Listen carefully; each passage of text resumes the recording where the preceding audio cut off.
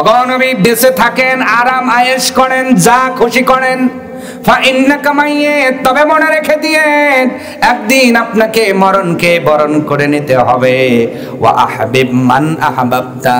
এবার জিবরাইল বলেন যাকে খুশি বন্ধু বানান গো নবীজি, যত খুশি বন্ধু বানান, আপনজন বানান, আত্মীয় বানান। ফাইন্নাকা মাফারিকহু। তবে মনে রেখে দিয়েন একদিন এই বন্ধুত্ব নষ্ট হয়ে যাবে, বন্ধুত্বর সম্পর্ক ছিন্ন হয়ে যাবে। ও যুবক ভাইরা, নবীর কাছে জিবরাইল হাদিস বর্ণনা করলেন যত খুশি বন্ধু বানান ওগো নবীজি, তবে এমন একদিন আসবে মাফারিকহু, এই বন্ধুত্ব নষ্ট হয়ে যাবে, সম্পর্ক ছেদ হয়ে যাবে। এই বন্ধুগুলোই আপনার জন্য কবর তুলবে, এই বন্ধুদের মধ্যেই তোমার জন্য কেউ বাস কাটবে, কেউ বা কাফন কেনার জন্য চলে যাবে, কেউ বা মাইকে ঘোষণা দেওয়ার জন্য চলে যাবে, কেউ বা ঈদগাহে চলে যাবে জানাজা নামাজের কাতার সোজা করার জন্য, কেউ বা লোবান বাটি কাঠি জ্বালাইবে, কেউ আতর গোলাপ ছিটাইবে।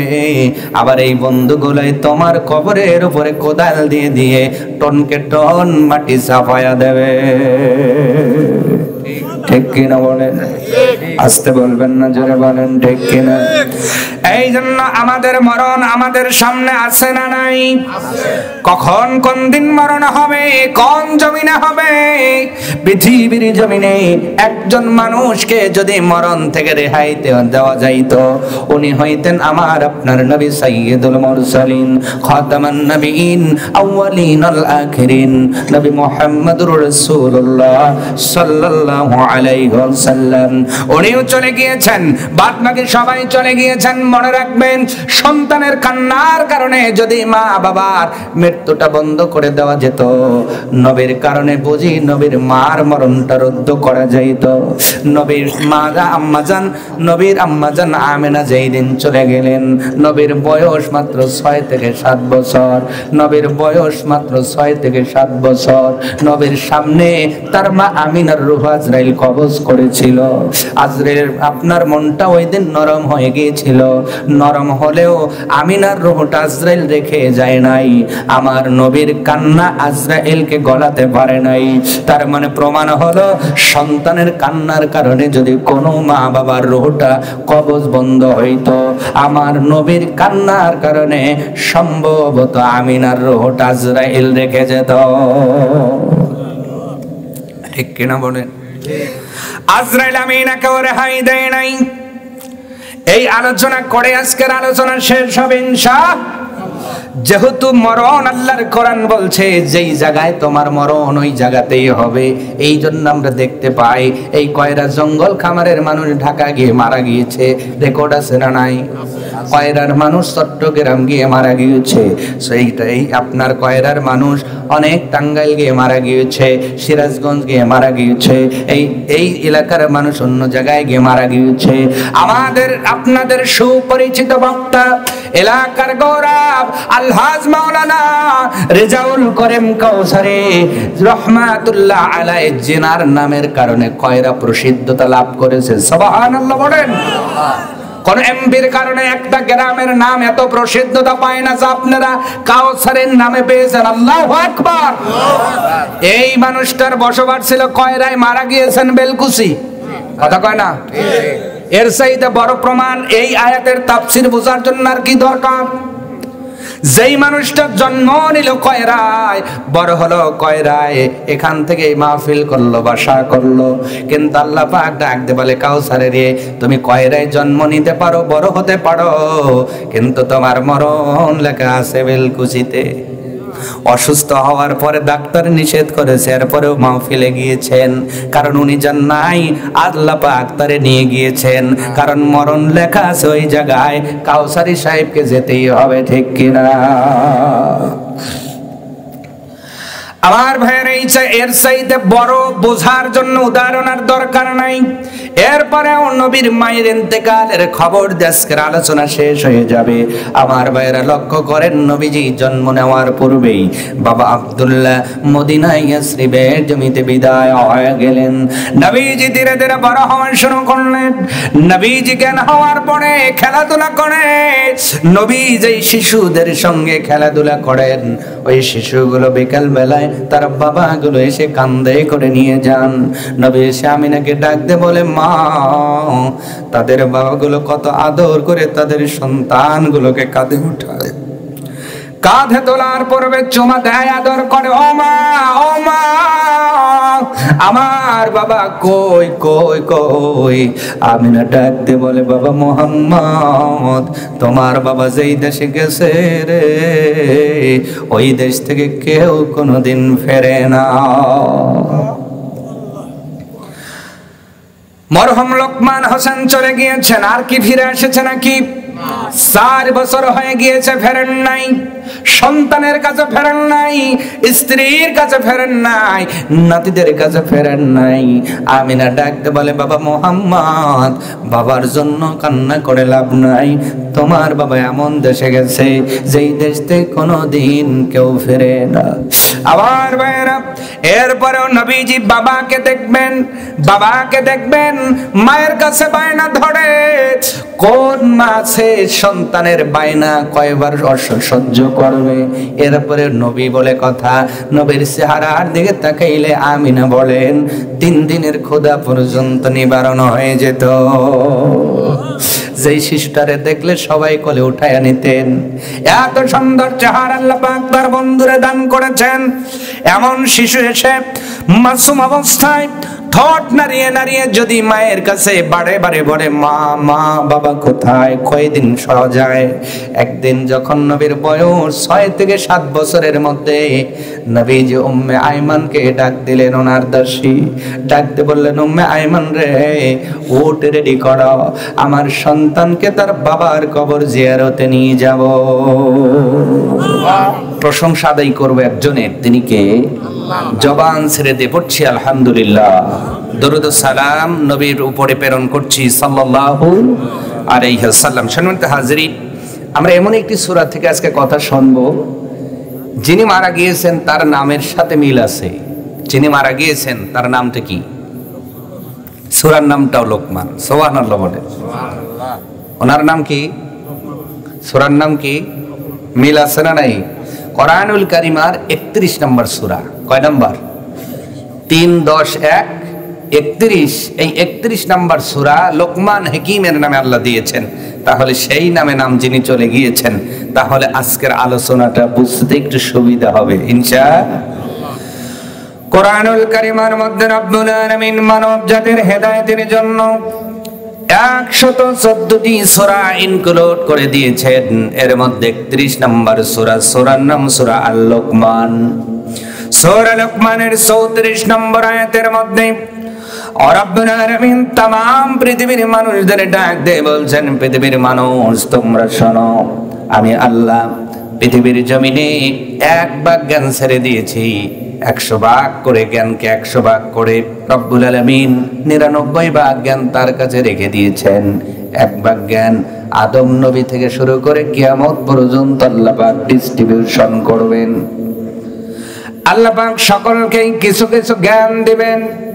এই সামান্যতম জ্ঞান পাইয়া আজকে মানুষ চাঁদ আবিষ্কার করেছে, চাকা আবিষ্কার করেছে, ক্যামেরা আবিষ্কার করেছে, মাইক্রোফোন আবিষ্কার করেছে, মাইক আবিষ্কার করেছে, ফোন আবিষ্কার করেছে, কম্পিউটার আবিষ্কার করেছে।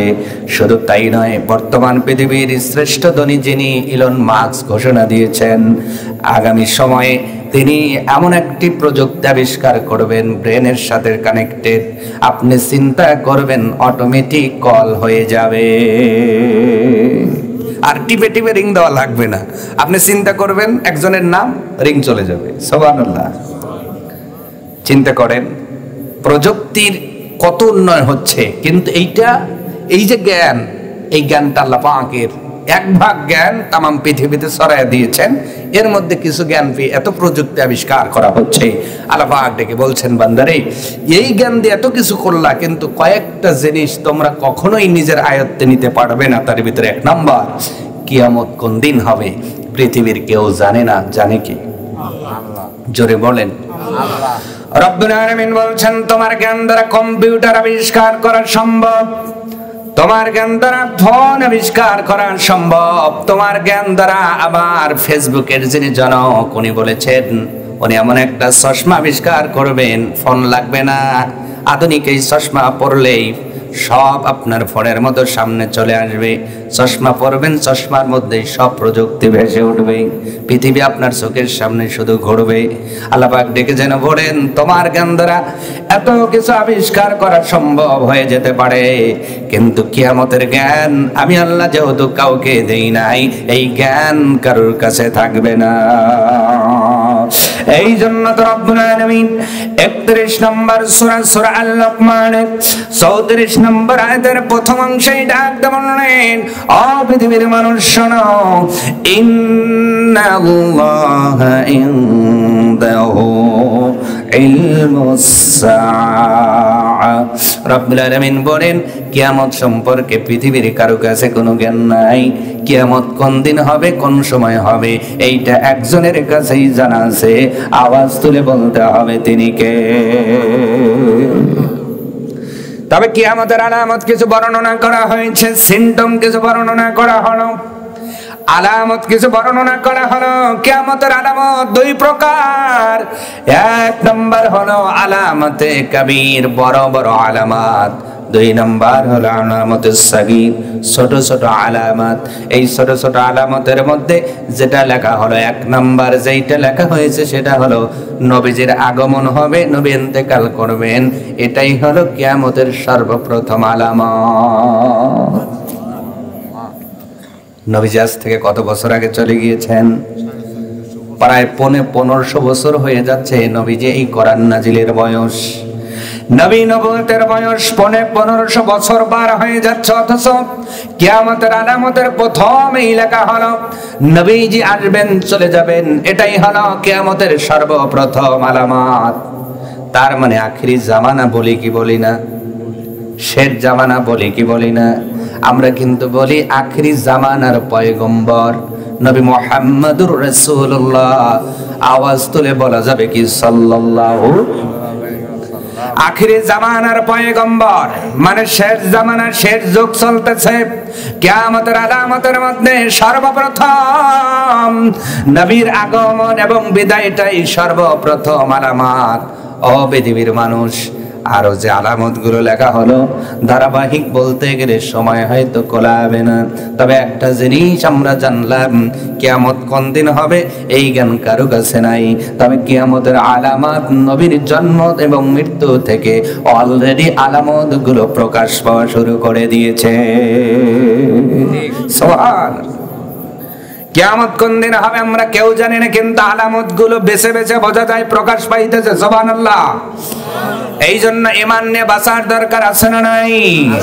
সাবধানে থাকিও মুমিন, ঈমান রাখা দায়।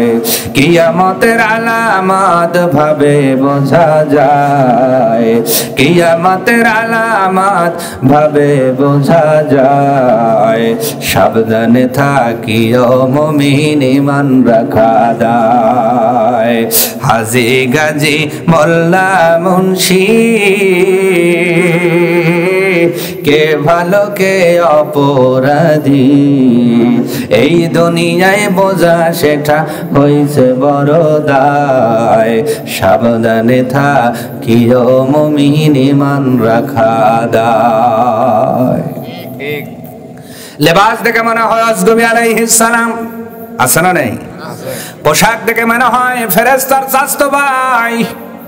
এই মুহূর্তে মনে হয় জান্নাত থেকে নেমে আসলো, কিন্তু সুদের আগের কাতারে। কথা বলা লাগবে, আছে না নাই? দেখে মনে হয় জিবরাইলের ফুয়া, কিন্তু দোকানে বসলে ওজনে কম দেয়, এমন লোক আছে না নাই? দেখে মনে হয় আপনার মিকাইলের খালাতো ভাই, কিন্তু যখন আইল ছাড়তে যায় ঠেলা দিয়ে আধা তাইল ঠেলে ওই দিকে নেয়। কথা কয় না? আজকে চেহারা দেখে বোঝা যায় না, খবর নিয়ে দেখা যায় শয়তানের আগের কাতারে। এই জন্য দুনিয়ার জমিনে এই মুহূর্তে ইমানকে বাঁচিয়ে রাখা বড় কঠিন হয়ে গেছে। এই জন্যই তো নবী ডাক দিয়ে বলেছেন, উম্মত শেষ জামানায় এমন একটা সময় চলে আসবে, ধারালো তরবারির উপরে দাঁড়িয়ে থাকা যতটা কঠিন না হবে, দুনিয়ার জমিনে ঈমান নিয়ে বেঁচে থাকা তার চেয়ে বড় কঠিন হয়ে যাবে। বলেন তো এই সময়টা পার হচ্ছে কি হচ্ছে না? রাস্তাঘাটের মধ্যে নজরটা তুললেই বেপর্দা মহিলা পাওয়া যায় কি যায় না? আসতে বলে পাওয়া যায় কি যায় না? কথা কয় না। তো নজর তুলবেন কখন আপনি? ঈমান চলে যাচ্ছে, মানুষের অহরহ চলে যাচ্ছে, খবর নাই। বেগানা নারী আপনি না দেখলে বেগানা নারী এসে ধাক্কা দিয়ে কইব, বাবাজি আসসালামু আলাইকুম। মানে আপনি না দেখার জন্য নজর নিচে রাখতেছেন, তাই নজর নিচে রাখার কারণে ডিবে ডিবি হইতেছে। কথা কয় না? এইটা কি আমাদের আলামত কিনা? কথা বলেন। একটা মাসালা বলছি, যদি কোনো বেগানা নারীর সঙ্গে কারোর অ্যাক্সিডেন্ট হয়, মানে ধাক্কা লাগে, কেমন অবস্থা হবে ভালো করে বোঝেন। মাসালা বলছে, যদি কোনো কুকুরের সঙ্গে আপনার সংঘর্ষ হয়, কুকুরটা পাক না পাক, ওই সময় আপনি পোশাকের ওই জায়গায় যদি ধৌত করেন, অথবা যদি কাপড় থাকে কাপড় চেঞ্জ করে এরপরে নামাজে দাঁড়ালে নামাজ হয়ে যাবে, কোরআনও পড়া যাবে। কিন্তু ইসলাম বলছে, যদি কোনো বেগানা নারীর সঙ্গে তোমার ধাক্কা লাগে, ঠেলা লাগে, গোসল দেওয়ার আগে নামাজ হইব না। আস্তে আজকে তো রোজা রাইখা রোজার বাজারে উল্লাফারা কি রোজা কি রাখে না সোজা হয়? কথা কয় না। এই জন্য কিয়ামতের আলামত বোঝা যায় কি যায় না? ভালো করে বোঝেন সম্মানিত হাজিরিন। আর দুই একটা আলামতের কথা আপনাদের বলছি। নবী এসেছেন, চলে গিয়েছেন, এক নাম্বার আলামত প্রকাশ পেয়ে গেছে। দুই নাম্বার আলামতের মধ্যে লেখা হলো চাঁদ দ্বিখণ্ডিত করা হবে, এটাও হয়ে গেছে। নবী শাহাদত আঙ্গুল ধরে ইশারা করেছিলেন, রব্বুল আলামিন নবীর আঙ্গুলের ইশারায় চাঁদকে দ্বিখণ্ডিত করে দিয়েছেন। আওয়াজ তুলে বলা যায় না সুবহানাল্লাহ।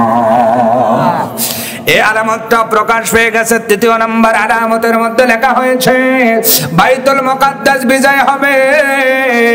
ও পৃথিবীর মুসলমান, এটাও হয়ে গিয়েছে। সাইয়েদনা ওমর ফারুক রাদিয়াল্লাহু তাআলা আনহুর জামানায় উনি বাইতুল মাকদাস বিজয় করেছিলেন। আজকে ইহুদের বাচ্চাগুলো সেই ফিলিস্তিন থেকে মুসলমানদের বিতাড়িত করছে। তবে জেনে রেখে দিও, এই বাইতুল মাকদাস আবার বিজয় হবে। যার মাধ্যমে আল্লাহ পাক করাবেন উনি হলো ইমাম মাহদী আলাইহিস সালাম। আওয়াজ তুলে বলা যায় না সুবহানাল্লাহ। প্রথমবার বিজয় হয়ে গিয়েছে, দ্বিতীয়বার হবে ইনশাআল্লাহ। 4 নম্বর আলামত হলো ধন সম্পদ বৃদ্ধি পাবে। পাইছে কি পায় নাই? কথা বলেন। আজ থেকে 20 বছর আগে আমরা না খেয়ে থাকতাম, অথবা 30 বছর 50 বছর আগে গেসু খাইছে, ফেন্টু খাইছে, সিনা খাইছে। কথা বলা লাগবে, ঠিক কিনা? কিন্তু যা খাইছে অরিজিনাল খাইছে, এই জন্য শরীরের গেটআপ ভালো ছিল। আজকে 5 ওয়াক্ত ভাত খায় কিন্তু শরীর চলে না। টাকা বাড়ছে, ফসল বাড়ছে, কিন্তু ভেজাল বেশি ঢুকছে। কথা কয়টা কষ্ট হইতেছে আপনাদের? একটু কথা বলবেন, আছে না নাই? ধন সম্পদ বৃদ্ধি পেয়ে যাবে। আগের দিনে আপনার 500 টাকার নোট যদি কারোর পকেট থেকে বাহির হতো, একটা মানুষ হা করে তাকায় থাকতো আর ভাবতো 500 টাকা। কত? 500। আর এখন 50,000 টাকার বান্ডিল বাইর হলেও ওই ওটা আছে, ঠিক কিনা? সম্পদ বাড়ছে কি বাড়ে নাই? এটা কিসের লক্ষণ? বলেন বলেন। কিয়ামতের আলামতের 4 নম্বর আলামত, 5 নম্বর, কিয়ামতের পূর্বে অনেক ফিতনা আবির্ভাব হবে। বাড়ছে কি বাড়ে নাই? আজকে মোনাজাত নিয়ে গতি আছে না নাই? হাত বাঁধা নিয়ে গোতাগুতি আছে না নাই? দাঁড়ানো বসা নিয়ে গোতাগুতি আছে না নাই? আমি নাচতে না জোরে এইটা নিয়ে গোতাগুতি আছে না নাই? মোনাজাত হবে কি হবে না এইটা নিয়ে গোতাগুতি ঠেলাঠেলি আছে না নাই? কথা কয় না। একজন বলে আমি বড়, কয় আমি বড়, সাধারণ জনগণ আজকে মটকা হয়ে গেছে, ঠিক কিনা? এই যে ফিতনাগুলো আবির্ভাব হয়, এইটা কিয়ামতের আলামত। অতএব আমরা ফিতনার পক্ষে নয়, আমরা হলো ভালোবাসার পক্ষে, মিলের পক্ষে, ঠিক কিনা? ফিতনা যত বাড়বে বুঝবেন কিয়ামত আগায় আসতেছে। আবার ভাইরা 6 নাম্বার হলো ভণ্ড মিথ্যুক নবীদের আবির্ভাব ঘটে গিয়েছে অলরেডি। মুসাইলামাতুল কাজ্জাব থেকে শুরু করে ভণ্ড নবীর দাবিদার অনেকেই করেছেন, সবাই বিদায় হয়ে চলে গিয়েছেন। 7 নাম্বার হিজাজ অঞ্চল থেকে বিরাট একটি আগুন বের হবে, আর আমানতের খেয়ানত হয়ে যাবে। মানুষের কাছে আমানত রাখলে আমানত রাখবে না। বলেন তো এখন এই সময় কারো কাছে আমানত রাখলে কি পাওয়া যায়? কথা কয় না। আমানত দূরের কথা, টাকা ধার দিলেই তো পাওয়া যায় না, কিন্তু সুদ দিলে পাওয়া যায়। কথা কয় না। হ্যাঁ, হাওলাত দিলে দেয় না, মনে থাকে না। হাওলাত যে নিচে 2000 এইটা মনে থাকে না, কিন্তু মাস শেষে যে 13,000 টাকা কিস্তি এইটা মনে থাকে। কথা বলতে হবে, ঠিক কিনা? এই জন্য আজকে হাওলাত উঠে গিয়েছে। আমি ছোট্টবেলায় দেখেছি আমার বাবার কাছে অনেকেই হাওলাত নিতেন, আমার গ্রামে অনেকেই হাওলাত দিতেন। আজকে লজ্জার শরমে অনেকে হাওলাতের কথাই বলে না, খালি বলে ভাই 10% নিয়েন না, একটু 2% কমায় 8% নিয়ে। কথা কয় না, আছে না নাই? আমানতের কথা নবী হাদিসের মধ্যে শুনিয়েছেন, ভালো করে বোঝেন। আমানত কতটুকু আমানত রাখা লাগবে। নবী বলেন তোমার কাছে যেই নোটটা দেওয়া হলো তুমি তাকে ওই নোটটাই ফেরত দিবা, এইটাই হলো আমানত। জোরে বলেন সুবহানাল্লাহ। আজকে মসজিদের টাকা পর্যন্ত আমানত থাকে না। কত বলা, মসজিদের ক্যাশিয়ার মসজিদের টাকা আমানত রাখতে পারে না। কথা বলেন না কেন? কবরস্থানের টাকা আমানত থাকে না, আছে না নাই? তাহলে মানুষের টাকা আমানত থাকবে কেমন করে? আমার পূর্বে মাওলানা ইরশাদ হোসেন আপনাদের যে ঘটনাটা শুনিয়েছেন, আমি শুনেছি ভিতর থেকে ঘটনাটা হিজরতের ঘটনা। হযরত আলীর কথা উনি বলেছিলেন, কিন্তু হযরত আলীকে যখন বিছানার মধ্যে শোয়া দিয়েছিলেন, এর পরের ঘটনাটা হয়তো উনি বলেন নাই, সময় পান নাই। আমি কয়েকটা মিনিটে বলছি, যেহেতু আমানতের কথা চলে আসলো। নবীজি কত আমানতদারিতা ছিলেন, নবীর কত বড় আমানতদারি, নবী আমার কত বড় আমানতদারি ছিলেন লক্ষ্য করেন।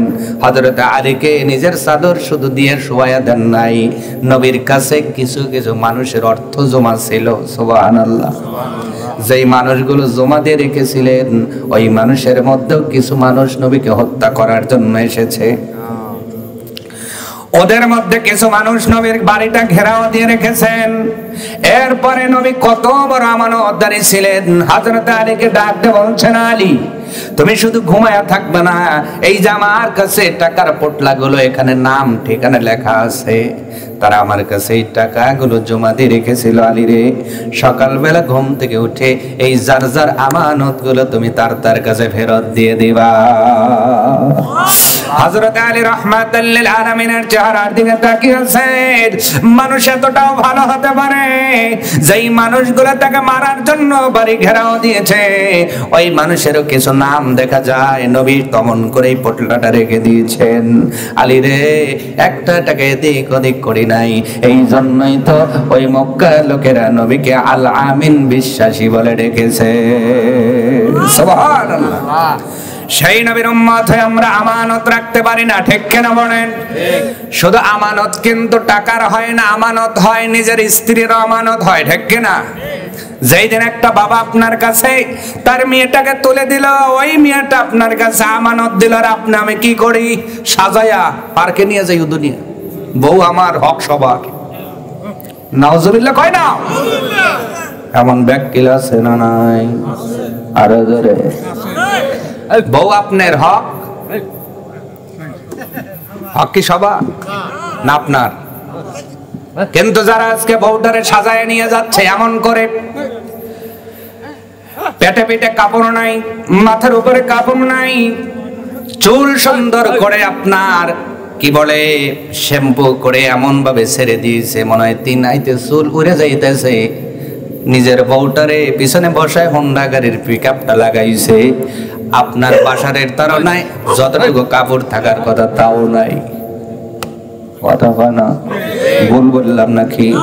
তাহলে যেই মানুষটা শ্বশুর বাড়ির থেকে বিয়ে করে আনলো, ওই মেয়েটাকে যখন সুপে দিয়েছিল, বাবা বলেছিল বাবারে আজ থেকে এই মেয়েটার মান সম্মান আমি তোমার হাতে দিয়ে দিলাম, মানে আমানত দিল। যদি এই ছেলেটা ওই মেয়েটার আমানত না রাখতে পারে, কিয়ামতের দিন মুনাফিকের কাতারে দাঁড়াতে হবে। নাউজুবিল্লাহ, জোরে কর। ওই যেগুলো বিয়ে করেন ওইগুলো জোরে কইতেছে, যেগুলো বিয়ে করছেন জোরে কর নাউজুবিল্লাহ। আমানত রাখছেন তো? চাচারা আসতেছে, কইলো বাবু কাতারে আমি আগে, এখনো লরি দেয়ালি ভয় পায়, ঠিক না কর। কিন্তু এখন যারা বিয়ে করে, বিয়ের দিন থেকেই তো আমানত নাই। কথা কর না কা? মানে বিয়ে করতে যাবে নিজে দুলাভাই দেখা লাগবে, আবার কোন সুর আপনার বউরে দুলাভাই দেখা লাগবে কেন? বিয়ের দিন থেকেই পর্দার খেলাফ হয়ে যায়। মুনাফিকের আলামত বুখারী শরীফে বলা হয়েছে 3টা, মুসলিম শরীফে বলা হলো 4টা। 1 নাম্বার কথায় কথায় যিনি মিথ্যা কথা বলে উনি মুনাফিক। 2 নাম্বার আমানত রাখলে আমানতের খেয়ানত যিনি করে ইনি হলো, কথা বলেন নাকি, মুনাফিক। তাহলে আমরা 2 নাম্বারে যেটা পাইলাম, আমানতের খেয়ানত যারা করে এরা কি?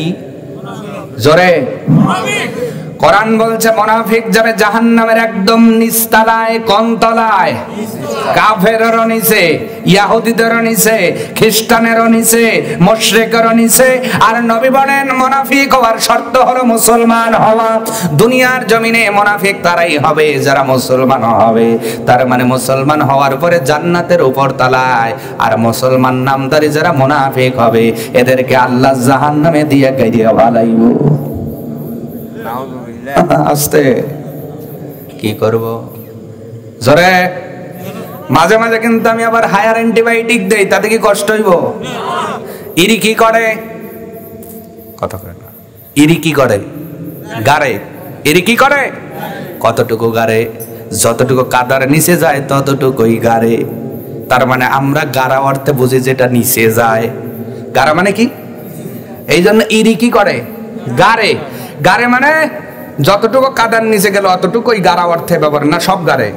সব গাড়লে কি ইরি হইব? তার মানে গোড়াটা নিচে যায়, এই জন্য কইলো বাবু ইরি গারো। তাহলে আমি আঞ্চলিক ভাষায় বসাইছি, যারা মুনাফিক হইব আল্লাহ গাইরিয়া ফালাইব।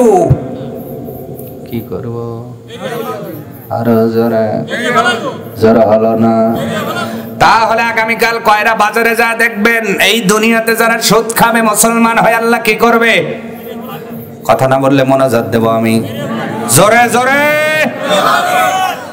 আর আগামীকাল কয়রা বাজারে যেই মেয়েগুলো বেপরদায় দেখবেন আল্লাহ কি করবে? জোরে। চাষটালে চা খাওয়ার সময় মুসলমান যারা গীবত করবে আল্লাহ কি করবে?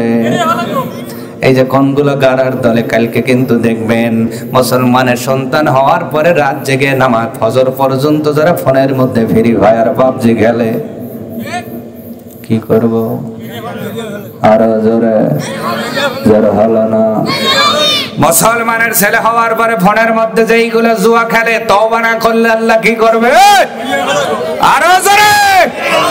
হ্যাঁ, কোনগুলো গারার দলে কালকে দেখবে না, হুজুর কয়ে গেছে তুই গারার দল, ঠিক না? তাহলে কিয়ামতের আরো আলামত বলার দরকার আছে না নাই? 7 নাম্বার, 8 নাম্বার বলা হলো। 9 নাম্বার দিনী এলেম উঠে যাবে। দিনী এলেম আর দুনিয়াতে থাকবে না। বলেন তো আজকে প্রাইমারির মধ্যে যত ছাত্র, হাফিজে কারার মধ্যে ছাত্র আছে না নাই? আছে, কিন্তু অত নাই। হাই স্কুলে ছাত্র যেমন, মাদ্রাসার মধ্যে তত ছাত্র নাই। হাই স্কুলে দেই ভালোটা, মাদ্রাসায় দেই খারাপটা। কথা কয় না? যেগুলো বোবা, যেটা ন্যাংরা, যেটা তেরা, কথা শোনে না। আব্বা যদি কয় এই কয় পারবো না, আব্বা কইছে বাজারে যা, কয় পারলে তুমি যাও, ওইটা কয় যে না রে ও তো তেরা, কথা শোনে না, ওইটারে মাদ্রাসায় দেবো। আর যেটা একটু চোখা ভালো ছাত্র, কয় এটা ডাক্তার বানাবো, হাই স্কুলে দেও। হ্যাঁ হ্যাঁ বলা লাগবে, ঠিক না? তার মানে দিলি এলেমের কদর উঠে যাচ্ছে। আমরা দুনিয়াবি জ্ঞানের জন্য বাহাদুরি করি, মাতামাতি করি। ও পৃথিবীর মুসলমান, আল্লাহর নবী আখিরি জামানার পয়গম্বর রাসূল আরবি সাল্লাল্লাহু আলাইহি ওয়াসাল্লাম বলেন, ফারিদাতু আলা কুল্লি মুসলিম, প্রত্যেকটা মুসলমানের উপর তলাবুল ইলমি ফারিদাতুন আলা কুল্লি মুসলিম, প্রত্যেকটা মুসলমানের উপর দ্বীনি জ্ঞান অন্বেষণ করা ফরজ। জোরে দ্বীনি জ্ঞান অন্বেষণ করা কি? জোরে কোন? নফল, ওয়াজিব, সুন্নাত নাকি? তাহলে ফরজ যদি কেউ না মানে কবরে খবর আছে না নাই? জোরে বলেন না কেন? নামাজ যেমন ফরজ, ওজন কায়েম করা যেমন ফরজ, যাকাত দেওয়া যেমন ফরজ, টাকা হইলে হজ করা যেমন ফরজ, ঈমান আনা যেমন ফরজ, ঠিক তেমনি তুমি মুসলমান হিসাবে ইসলামিক জ্ঞান অন্বেষণ করা ফরজ। এই কয়টা জ্ঞান ফরজ এখানে সে সম্পর্কে ইমাম ইবনে কাইয়্যিম জাওজি রাহমাতুল্লাহ আলাইহি বলেন, আপাতত 5 শ্রেণীর জ্ঞান অন্বেষণ করা ফরজ। এই জ্ঞান অন্বেষণ না করে কেউ যদি কবরে যায়, কবরের মধ্যে সে শাস্তির সম্মুখীন হবে। এর মধ্যে সবগুলো বলবো না, 5 নাম্বারটা বলি। 5 নাম্বার ইমাম কাইয়্যিম ইবনে জাওজি বলেন, ও পৃথিবীর মানুষ, যেই জ্ঞান অন্বেষণ করা ফরজ তার ভিতরে 5ম নাম্বার হলো মুআমালাত, মুআশারাত। মুআমালাত শব্দের অর্থ হলো ব্যবসার জ্ঞান, ওজনের জ্ঞান। তার মানে তুমি যে ব্যবসা করো কতটা ওজন দেওয়া যাবে আর কতটা চুরি করা যাবে না, এই জ্ঞানটা তোমার মধ্যে থাকা ফরজ। বুখারী শরীফে কিতাবুল বই খুলে দেখো, আল্লাহর কোরআন সূরাত আর রহমান খুলে দেখো, وَأَقِيمُوا الْوَزْنَ بِالْقِسْطِ وَلَا تُخْسِرُوا الْمِيزَانَ। রব্বুল আলামিন বলছেন, নামাজ কায়েম করা যেমন ফরজ, ওজন কায়েম করা তেমনই ফরজ। অথচ নামাজ পড়ে 5 ওয়াক্ত, ওজনে চুরি করে 3 ওয়াক্ত, এমন লোক আছে না নাই? কথা কয় না? জোহরের নামাজের পর দোকানে বইছে, টুপি এখনো মাথায় আছে। একজন আপনার চাউলের জন্য টাকা দিছে, 10 কেজি চাউল কিনবে, টাকা ঠিকই নিল, ওজনের সময় 9.5 কেজি দিছে। কথা কয় না? গোস্তের দোকানে যান, ভেজাল আছে না নাই? মাছের মাপেও ভেজাল আছে না নাই? আজকে সব ওজনের মধ্যে ভেজাল। তার মানে ওই ব্যবসায়ী গুলো মুআমালাতের ওই জ্ঞান হাসিল করে নাই। তুমি ফরজকে তরক করেছো, যতই ব্যবসা করো ব্যবসাটা হবে না। তার মানে তোমার মধ্যে মুআমালাত, ওজনের জ্ঞানটা নাই। আর এই ওজনের জ্ঞানটা অন্বেষণ করা ফরজ। কি? এবার আরেকটা জ্ঞানের কথা 5 নম্বরে বলেছেন, মুআশারাত শব্দের অর্থ হলো আচরণের জ্ঞান। এইটা শিক্ষা করা ফরজ। এইটা কি? কাকে স্নেহ করা লাগবে, কাকে সম্মান করা লাগবে। আজকে বলেন তো, যুবক মানুষ, দাদা বয়সী মানুষের গাও বিলে তাইরে যায় কি যায় না? কথা কয় না? বেশি কথা বলবো পেরিয়ে ভালাবো কই? আসলে দাড়ি পেকে গেছে, দাদার বয়স, তাও কাল পেরিয়ে লাবো। আর আমার যুগে দেখেছি, আমার তো বয়স বেশি না, 90-তে জন্ম আমার, তারপরেও দেখেছি যে 1 বছরের বড় যদি একটা কথা বলছে, কয় না বড় ভাই কথা বলছে, ঠিক আছে, বাইটে চলে আইছে। আর এখন দাদা বয়সী মানুষ যদি কয় গেছে, কয় আপনার কি? আবার যদি কথা কয়, কয় সল কর বেঙ্গো ভালো মনে কর। কথা কয় না? ঠিক কথা কর লেগে আইছি তো। কারণ এই প্রথম আপনাদের এই গ্রামে আমি এসেছি, কষ্ট হচ্ছে আপনাদের? ঠিক কথা বলা যাবে না, ঠিক কথাই বলা লাগবে, ঠিক কিনা বলেন? সম্মানিত ভাইয়েরা, তার মানে যেই যুবকগুলো কথায় কথায় গাও বিলে ওঠে, ওই মা বাবা তাকে মুআশারাতের জ্ঞান দিতে পারে নাই, আচরণের জ্ঞান দিতে পারে নাই। এই জন্য ছোট হয়ে বড়র গাও বিলে রোখে। বুঝে রেখো যুবক ভাই, আজকে তুমি যেমন দিবা বুড়ো আকালে তেমনই পাইবা। আজকে গায়ে জোর তো খালি পেরিয়ে হালায়। আজরাইল কয়, হ আমু পারার লেগেই রইছি, র দাঁড়া আগে। আজরাইলের কাজ কি? পেরিয়ে হালাই না। আজরাইলের কাজ কি? আমার চাচারা, আপনাদের ভাষায় আজকে ওয়াজ করতেছি, আপনাদের বুঝতে যেন সুবিধা হয়। আজরাইলের কাজ কি? আজরাইল কে রে, দায়িত্ব তো আমার, আমি পারবো, তুই পারিস কে? আপনি যারে পারেন 2-4টা বাড়ি দেন, হাসপাতালে গেলে সুস্থ হয়। আজরাইল যারে পারে ওর কি কিয়ামত পর্যন্ত আর উঠে আসার ক্ষমতা আছে? তা আজরাইল কয় তুই পারতি থাক, আমিও একদিন এসে তো পারবো। কথা কয় না? কোন যুবক আজকেও অ্যাক্সিডেন্ট করে রোডের মধ্যে বিদায় হয়ে গেছে, আছে না নাই?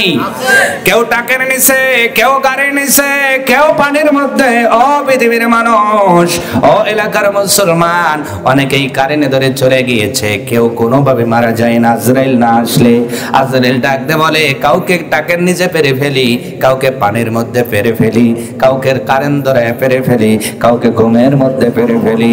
এই পারার দায়িত্ব পৃথিবীর কাউকে আল্লাহ দেয় নাই, একজন ফেরেশতাকে দিয়েছে, তেনার নাম মালাকুল মাউত।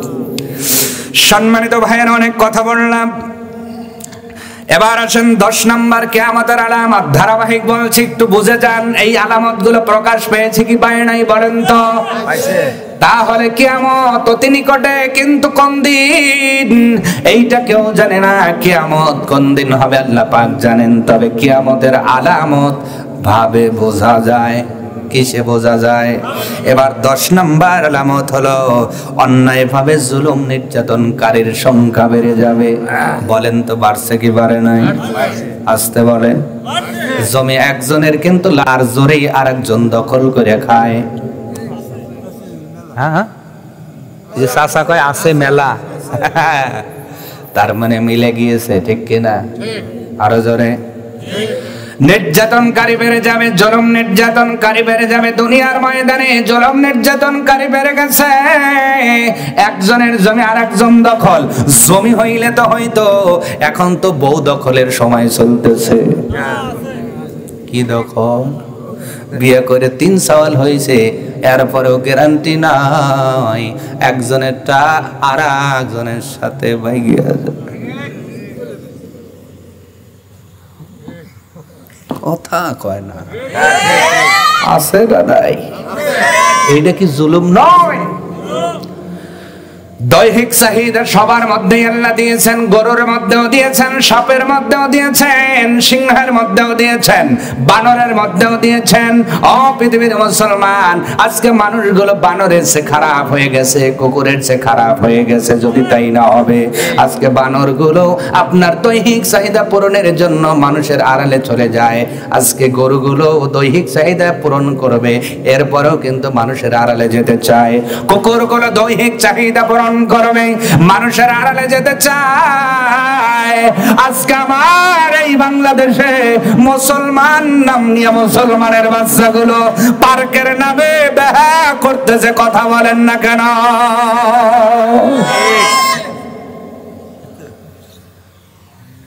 যদি কয় আপনি কে, কয় আমার হাজবেন্ড, তো একটা ছবি তুলি, কয় না। আর যদি একজন কাছে থেকে ফোন দিয়ে কয় স্বামীরে ফোন দিব, কয় দে দৌড়। তার মানে বোঝা গেল আর ভিতরে ভেজাল। জ্ঞানী যারা বোঝে তারা শুধু সারায়, অন্যায়কারী জুলুম বেড়ে গেল। আপনি আপনার কথাটাই শুধু ভাবলেন, আপনাদের যে বিচ্ছেদ হয়ে গেল, যেই 3টা সন্তান আপনার ঘরে আল্লাহ দিয়েছেন, এদের প্রতি কি জুলুম আপনি করলেন, একটাবার কি ভাবলেন না? ওই 3টা সন্তান চিরজন্মের মতো মা ডাক হারিয়ে ফেললো। কথা বলে না? ওই ছেলেগুলো বাবার আদর হারিয়ে ফেললো। এই যে জুলুম অত্যাচার সন্তানের উপর জবর দখল করে খাচ্ছেন, এই যে জুলুম নির্যাতন আপনারা করতেছেন, বুঝে রাখবেন এইটা সাধারণ কোনো বিষয় নয়, নিঃসন্দেহে কিয়ামতের আলামত। আর বলবো না, থাক। বেশি বললে আবার গাও বিলে যাবে, আপনারা আবার রাগ করবেন। হুজুর খালি ধরে ধরে মনে না, এটা আমার বানানো কোনো কথা না, এটা প্রত্যেকটা কথা নবী বলে গিয়েছেন। সুবহানাল্লাহ। কে বলে গিয়েছেন? 11 নম্বর, জেনা ব্যভিচার বেড়ে যাবে। কি বেড়ে যাবে? বাড়ছে কি বাড়ে নাই? আরো জোরে। আগের যুগে, এই চাচাদের যুগে যদি প্রেম করত চিঠি দিয়া, কি দিয়া, তাও চিঠি লেখছে আজকে, ওই বাড়ি যাইতে লাগছে 1 মাস। মানে কার হাতে দিবে টেনশন, ধরা পড়ি কি পড়ি না, বাইতে চিনতে চিনতে চিনতে ভাই চিঠিটা দিয়েন ভাই। চিঠি লেখার পরেও 1 মাস সময় লাগছে ওই বাড়ি যাইতে, আবার ব্যাগে আসতে আর 1 মাস। এই যে জানাজানি হইতে হইতে 2, 4, 5 বছর সময় লাগছে, তাও ভয় পাইছে, আল্লাহ রে যদি চাচা জানে আর গুঁড়ো করে আলামি। হ্যাঁ, আর এখন চাচার সামনে বাইতে যে টুং টুং টুং টিক টিক হ্যালো জান আয়া ফরা চাচা যদি কয় গাদা কেডা রে খায় আপনার বাইসতে বউ কথা কয় না শরম নাই লজ্জাও নাই আছে না নাই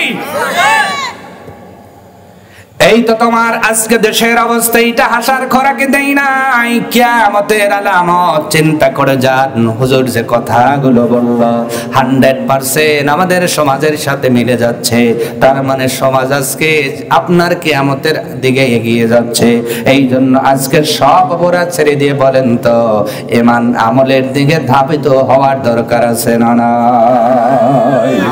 কিয়ামত নিয়ে আরো কথা বলা উচিত ছিল কিন্তু সময় নাই রাত গভীর হয়ে যাচ্ছে তাহলে সূরা লোকমানের 34 নম্বর আয়াতের মধ্যে প্রথম যেই আপনার সিকোয়েন্স আল্লাহ পাক দিলেন অংশ দিলেন রব্বুল আলামিন বললেন ইন্নাল্লাহা ইনদাহু ইলমুস সাআ কিয়ামতের জ্ঞান কারো কাছে নাই একজনের কাছে জোরে বলেন তিনি কে তবে আমরা 10-11টা আলামত যেগুলো বললাম ও আপনার 10-11টা আলামত অধিকাংশই কিন্তু সবগুলো 100% মিলে যায় ঠিক কিনা বলেন আরো বললে আপনাদের বুঝতে সুবিধা হতো কিন্তু আয়াতটা শেষ করা লাগবে সময় হবে না এই জন্য আপাতত 10-11টাই বললাম এবার আসেন দ্বিতীয় নম্বর অংশে রব্বুল আলামিন বলছেন পৃথিবীর মানুষ শোনো তোমাদের জ্ঞান দ্বারা কিয়ামত সম্পর্কে জানতে পারবে না শুধু এমন নয় আর একটা বিষয় তোমরা জানতে পারবে না সেটা হলো ওয়া ইউনাজ্জিলুল গায়স বৃষ্টি আমি আল্লাহ দেই জোরে বলেন সুবহানাল্লাহ মেঘের মধ্যে কি আছে এটা কেউ জানে শিলা বৃষ্টি নাকি শুধু বৃষ্টি নাকি শুধু ঝড় নাকি তুফান এইটা কেউ জানে না জানে কে আল্লাহ মেঘ ধরালেই যে বৃষ্টি বের কোনো গ্যারান্টি আবার বিনা বৃষ্টিও মাঝে মাঝে বিনা মেঘেও বৃষ্টি ক্ষমতা কার আল্লাহ আরো জোরে আল্লাহ এই জ্ঞানটা আল্লাহ রাব্বুল আলামিন কারো কাছে দেন নাই রাব্বুল আলামিন বলেন পৃথিবীর মানুষ বৃষ্টি আমি আল্লাহ দেই তবে কতটুকু দেব এটা আমি আল্লাহ জানি কার জমিতে দেব এটাও আমি আল্লাহ জানি আর দেখবেন এই যে সামনে বর্ষা মাস আসতেছে একাল পায় তো আর একাল পাইব না কথা কয় না একটা মানুষের জমিন দেখবেন অর্ধেকে বৃষ্টি হয় আর অর্ধেক নাই এইরকম আপনারা দেখছেন কিনা ক্ষমতা কার এখন আপনি যদি লগিলে এখন বৃষ্টি এনে ও লাগবে না হইলে যে লগি দেহিও তাহলে কি কাম হইব আল্লাহ কয় ক্ষমতাটা আমার বৃষ্টি যতটা দেব আমি আল্লাহ দেব কতটুকু দেব তাও জানি কোথায় দেব তাও আমি আল্লাহ নির্ধারণ করি সুবহানাল্লাহ তবে মনে রাখবেন নামাজের মাধ্যমে আল্লাহ পাকের কাছে বৃষ্টি চাইলে আল্লাহ পাক বৃষ্টি দান করে দেন বিশ্বাস হয় না হযরত আনাস রাদিয়াল্লাহু তাআলা আন নবীজির জলিল কদর একজন সাহাবী নবীজি বলেছিলেন আমার সাহাবীরা যদি কোনো মুসিবতে পড়ে যাও সালাতুল হাজত নামাজ পড়ে আল্লাহর কাছে দোয়া করলে আল্লাহ ওই দোয়ার মাধ্যমে তোমাদের হাজতগুলো পূরণ করে দিবেন সুবহানাল্লাহ নবীজি বিদায়ের পরে হযরত আনাস বলেন মদিনার জমিনে বৃষ্টি হয় না দীর্ঘদিন কিন্তু আমার 60 যোগ্য জমিটা ফেটে যাচ্ছে ওই জমিনে কিছু চাষ করা লাগবে কিন্তু বৃষ্টি নাই হঠাৎ করে নবীর কথাটা হযরত আনাসের মনে পড়ে গেলেন মনে পড়ার পরে উনি তো 2 রাকাত নামাজ পড়তেছেন পড়ার পূর্বে ওনার চাকরকে ডাক দিয়ে বললেন চাকর রে আমি নামাজ পড়ে মোনাজাত করব আর তুমি দেখবা আমার জমিনে বৃষ্টি হয় কি হয় না সুবহানাল্লাহ কি বিশ্বাস তাদের ছিল আল্লাহর প্রতি উনি নামাজ পড়লেন দোয়া করলেন চাকরকে বললেন বৃষ্টি কি হইছে কয় না উনি ধৈর্যহারা হলেন না আবার নামাজ আদায় করলেন দোয়া করলেন ডাকতে বললেন ও চাকর আমার জমিনে কি বৃষ্টি হয় উনি বললেন না এখনো বৃষ্টি দেখা যায় না তৃতীয়বার যখন নামাজ আদায় করে দোয়া করেন হযরত আনাস রাদিয়াল্লাহু তাআলা আনহু ওনার রাখালটা ওনার চাকরটা দাসটা ডাকতে বললেন মনি বাবার শুনেন আমি তাকে দেখি আপনার জমিনের যতটুকু আল ঠিক ততটুকু মেঘ আপনার আকাশ থেকে এসে আপনার জমিনটারে বৃষ্টি দিয়ে ভিজিয়ে দিয়েছে জমির আল যতটুকু মেঘটাও ততটুকু সুবহানাল্লাহ আরো জোরে বলেন সুবহানাল্লাহ বৃষ্টি দেয় কে আল্লাহ। ক্ষমতা কার? আল্লাহ। এই জন্য বৃষ্টির ক্ষমতা আল্লাহ পাকের। এই খবরটা কারো কাছে নাই। বৃষ্টি হবে কোন দিন, কখন, কতটুকু হবে আল্লাহ পাক এটা জানেন, পৃথিবীর মানুষ। এরপরে রব্বুল আলামিন বলছেন ওয়া ইয়ালামু মা ফিল আরহাম, আমি আল্লাহই জানি মায়ের রেহেমের ভিতরে কি আছে। জোরে বলেন সুবহানাল্লাহ। তার মানে ছেলে হবে না মেয়ে হবে জানে কে? আল্লাহ। এইবার আপনারা বলবেন হুজুর ডাক্তাররাও জানে। আলট্রাসোনোগ্রাফি আছে না নাই? সোনোগ্রাফি কইরা কয় ছেলে হইব, মিষ্টির দোকান তো গরম, কিন্তু হওয়ার পরে হইছে মিয়া। এমন রেকর্ড আছে না নাই? ও আমার গেদাও কবের পারে 10টা গাব গরুক দাঁড় করায় দেন, ও কবে এইটা বকন বছর, এই ডায়রিয়া বছর, এইটা বকন বছর, এই ডায়রিয়া বছর, 4-5টা মিলেই যাবে। কথা 100% এখনো ডাক্তাররা মিলাতে পারে না। তাও ওনারা বলে 5 মাসের পরে। 5 মাসের আগে কেউ বলতে পারবেন না, কিন্তু আল্লাহ পাক ডাকতে বলে ও পৃথিবীর মানুষ, আমি আল্লাহ লিঙ্গ পরিবর্তন করার পরেও দেখে অনেকেই বলতে পারে, কিন্তু আমি আল্লাহ কখন জানি জানো? যেই দিন মায়ের রেহেমের ভিতরে বাবার শুক্রকীটটা প্রবেশ করলো, বাবার ঔরাস থেকে মায়ের রেহেমের ভিতরে যখন ঢুকে গেল, ওই দিনেই আমি আল্লাহ জানি এই নাপাক পানির থেকে ছেলে হবে না মেয়ে হবে। ডাক্তারদের ক্ষমতা 5 মাসের পরে তাই মেলে না, আর আল্লাহ ওই দিনেই জানে। সুবহানাল্লাহ কোন ওই দিনে কেন আল্লাহ আপনার নসিবে কয়টা ছেলে কয়টা মেয়ে লিখেছেন এটা লেখা অলরেডি হয়ে গেছে, আল্লাহর জানা আছে। পৃথিবীর মানুষ এই জন্য ছেলে চাবো মেয়ে চাবো কার কাছে? ক্ষমতা কার? নাকি বাবার, তেঁতুলের, তাবিজের? আল্লাহর কাছে চাই না, বাবার কাছে। বাবা আমাদের জাতির পিতা কে যেন? একজন বলল, 2জন বলছে, আর আপনাদের কি কি সন্দেহ আছে? তো সবাই বলেন আমাদের জাতির পিতা ইব্রাহিম আলাইহিস সালামকে আল্লাহ নিজে পরীক্ষা করেছেন এ ব্যাপারে 80 বছর। কয় বছর? 80 বছরে কার ক্ষমতা থাকে? এখন বিয়ার পরে 5 বছর না হইলে তো ডাক্তারের একবারে তছনছ করে আলাইছে। ডাক্তার গেট খুলে দেন, সওয়াল হইতেছে না। 5 বছর না হইলে পেরেশানি। আর আমাদের জাতির পিতা সাইয়েদনা ইব্রাহিম আলাইহিস সালাম 80 বছর সন্তান নাই, ধৈর্য ধরে থেকেছেন কার কাছে? আল্লাহর কাছে। চেয়েছেন কার কাছে? 80 বছর পরে আলাল কিবারি, কোরআনের স্পষ্ট দলিল সূরা ইব্রাহিমের 39 নম্বর আয়াতের মধ্যে নবী ইব্রাহিম নিজে বলছেন আলাল কিবারি, বৃদ্ধ বয়স আল্লাহ আমাকে 2টা বেটা দিয়েছে। সুবহানাল্লাহ। যখন গাছ মরিয়ে যায়, এই মরা গাছে আল্লাহ ফুল ফুটাইছে। সুবহানাল্লাহ কয় না? এবার ধৈর্য ধরার কারণে, শুধু আল্লাহর কাছে চাওয়ার কারণে আল্লাহ কয় ইব্রাহিম রে এমন বেটা দেব, পৃথিবীর শ্রেষ্ঠ বেটা। আরো জোরে কর। বেগলামিন নাহলে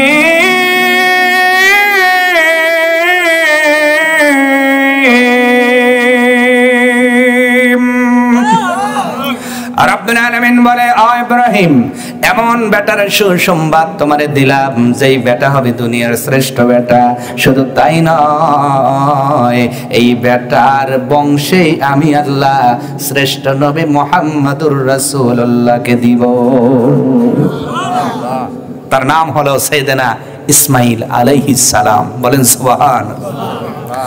সম্মানিত হাজিরিন, এই জন্য মায়ের গর্ভের ভিতরে কে আছে, কি আছে, ছেলে আছে না মেয়ে আছে, কে আছে, এইটা যিনি সর্বপ্রথম জানেন, জোরে বলেন তিনি কে?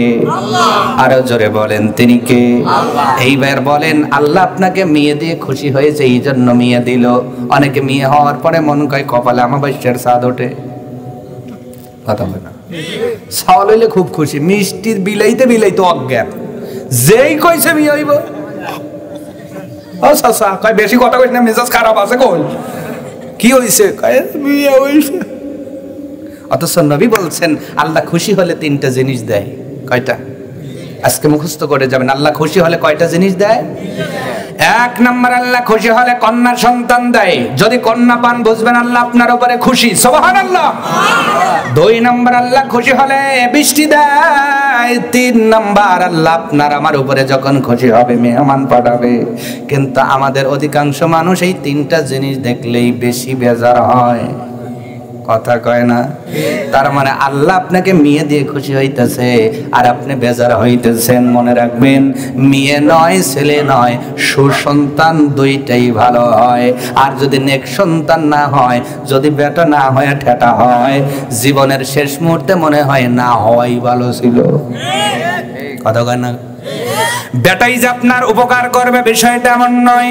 অনেক কন্যার কারণে মেয়ের কারণে মানুষের সুনাম হয়, আবার অনেক বেটার কারণে দুর্নাম হয়। ও পৃথিবীর মুসলমান, আপনি একজন প্রফেসরের কথা বললাম যিনি বর্তমানে বৃদ্ধাশ্রমে আছেন।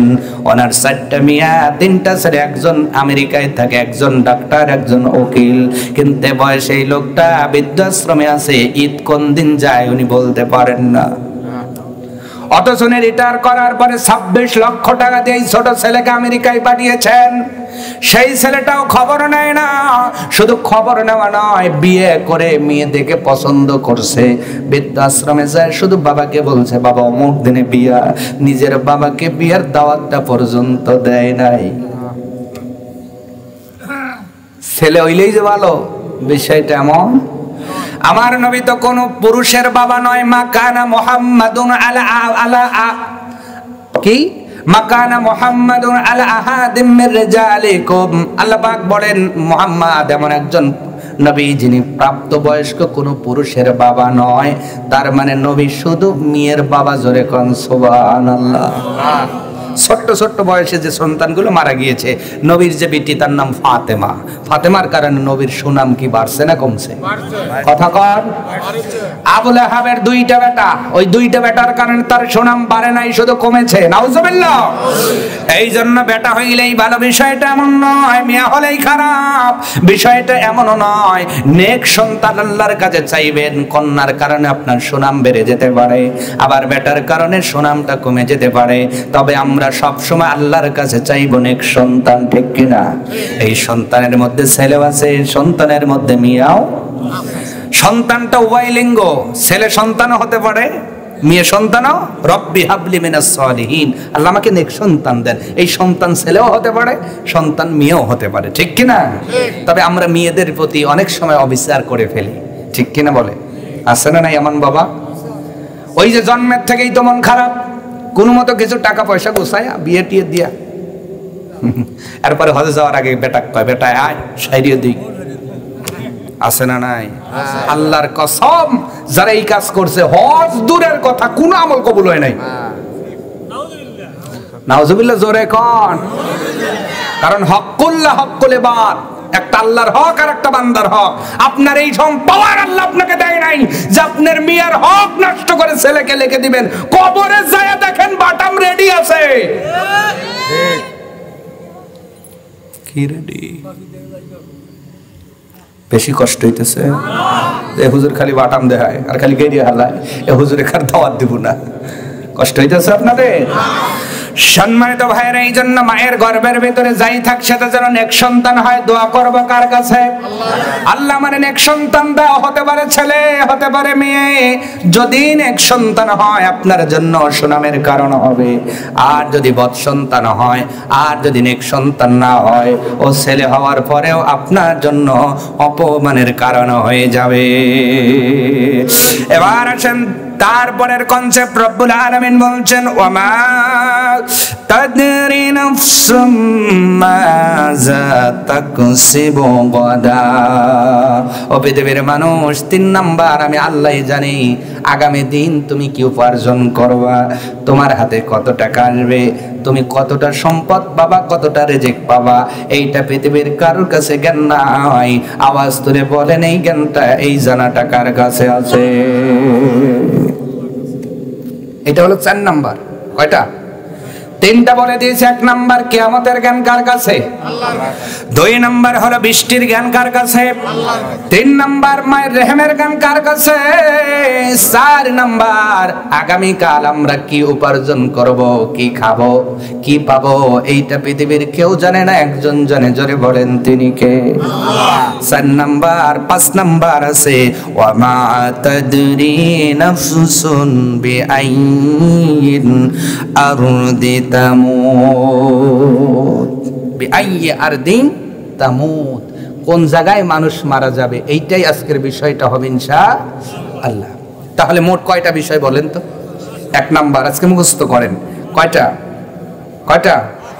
1 নাম্বার কিয়ামতের জ্ঞান, কে জানেন? এছাড়া কেউ জানে?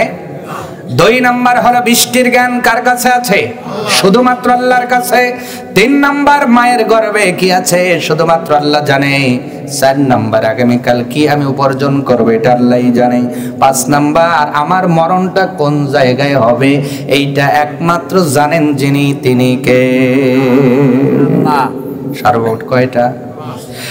এইটা নিয়ে একটু কথা বললে আপনাদের বুঝতে সুবিধা হয়। 5টা জ্ঞান পৃথিবীতে আল্লাহ নবীকেও দেন নাই, দুনিয়ার জমিনে কাউকে দেওয়া হয় নাই। ও পৃথিবীর মুসলমান, ইমাম ইবনে মালিক রাদিয়াল্লাহু তাআলা আন উনি চিন্তা করলেন নবীর দেশে উনি মারা যাবেন, মদিনায় থাকা শুরু করলেন।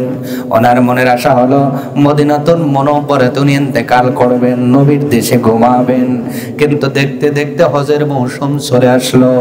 উনি চিন্তা করলেন হাজিরা হজ করতে যাচ্ছে, যদি জীবনের শেষবারের মতো হজটা করতে পারতাম, আল্লাহর ঘরের কিনারে দাঁড়াইয়া লাব্বাইক আল্লাহুম্মা লাব্বাইক বলতে পারতাম, আমি বড় ধন্য হয়ে যেতাম। কিন্তু মনের টেনশন হলো যদি হজে যাই আর যদি ফিরতে না পারি, আমার মনের আশা তো পূরণ হবে না। আমি তো মক্কায় মরতে চাই না, আমি কোনো জায়গায় মারা যেতে চাই না, আমি মদিনায় মারা যেয়ে নবীর দেশেই ঘুমাবো। সুবহানাল্লাহ। ইমাম মালিক রাহমাতুল্লাহ আলাইহি কত চিন্তা করলেন। চিন্তা করার পরে উনি চিন্তা করলেন তাহলে যদি আমি জানতে পারতাম আমার হায়াত কতদিন, তাহলে সুবিধা হয়, সুবিধা হয়, সুবিধা হয়। এই চিন্তা করে করে ঘুমায় যায়। একদিন ঘুমের মধ্যে রাহমাতাল লিল আলামিন ওনার স্বপ্ন যুগে দেখা দিয়েছেন। নবী যে ইমাম মালিক রাহমাতুল্লাহ আলাইহিকে 5টা আঙ্গুল দেখালেন, কোনো কথা বললেন না, বিদায় হয়ে চলে গেলেন। এরপরে ঘুমটা ভেঙে গেল।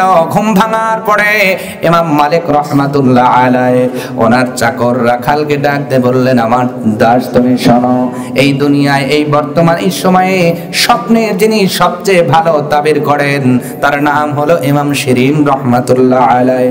তুমি তার কাছে চলে যাও, যাওয়ার পরে তুমি আমি যে স্বপ্নে দেখেছি এইটা বলবা না, শুধু এই স্বপ্নের তাবিরটা জেনে আসবা, ব্যাখ্যা জেনে আসবা। দাস চলে গেল। যাওয়ার পরে ডাক দিয়ে বললেন, ইমাম শিরিন আপনি শোনেন, একটা লোক স্বপ্ন দেখেছে, নবীজি স্বপ্নের মধ্যে এসে শুধু 5টা আঙ্গুল দেখে চলে গিয়েছেন, কোনো কথাও বলেন নাই, কিছুই বলেন নাই। এই স্বপ্নের ব্যাখ্যা কি হবে? ইমাম শিরিন ডাক দিয়ে বলেন, রাখাল রে, বর্তমান সময় এমন স্বপ্ন ইমাম মালিক ছাড়া কেউ দেখতে পারে না। সুবহানাল্লাহ। আসামি ধরে ফেলছে। সুবহানাল্লাহ জোরে হইব না? যে এই সময় এমন স্বপ্ন ইমাম মালিক ছাড়া কেউ দেখতে পারে। দাসের চোখটা নিচু হয়ে গেল, মাথাটা নাড়ায় বলে, হ্যাঁ উনি দেখেছেন, তবে তাবির বলেন, ব্যাখ্যা বলেন। ইমাম মালিক ডাকতে বললেন, তুমি তোমার মনিবকে জানায় দিও নবী 5টা আঙ্গুল দেখিয়েছেন, স্বপ্নের ভিতরের মানে হলো 5টা জ্ঞান আল্লাহ পাক তার নবীকেও দেন নাই, যার দলিল সূরা লোকমানের 34 নম্বর আয়াতের মধ্যে আল্লাহ পাক বর্ণনা করেছেন। 1 নাম্বার কিয়ামতের জ্ঞান, 2 নাম্বার হলো বৃষ্টির জ্ঞান, 3 নাম্বার মায়ের গর্ভে কি আছে এই জ্ঞান, 4 নাম্বার হলো আগামী দিনে মানুষ কি উপার্জন করবে, কতটুকু কামাই করবে, এই জ্ঞান কেউ জানে না। 5 নাম্বার হলো মানুষ কোন জায়গায় মারা যাবে, কোন দিন মারা যাবে, এই খবর কেউ জানে না, একজন জানে। জোরে বলেন তিনি কে? অতএব তোমার মালিক ইমাম মালিককে বলে দিও, তুমি মনে মনে যেটা ভাবেন এই হায়াতের খবর পৃথিবীতে জানা কোনোদিন সম্ভব নয়। أينما تكون ইউদরিকুমুল মাউতু ওয়ালাউ কুনতুম ফি বুরুজিম মুশাইয়্যিদা। আল্লাহ পাক ডাকতে বলেন, মানুষ মারা যাবে, মানুষ মারা যাবে, তবে কোন দিন কখন কিভাবে মারা যাবে এইটা একজনের কাছে জ্ঞান আছে, সেটা হলো আমার রব। এই জন্য 5টা জ্ঞান দুনিয়ার কারো কাছে নাই, একজনের কাছে আছে। জোরে বলেন, তিনি কে? আল্লাহ।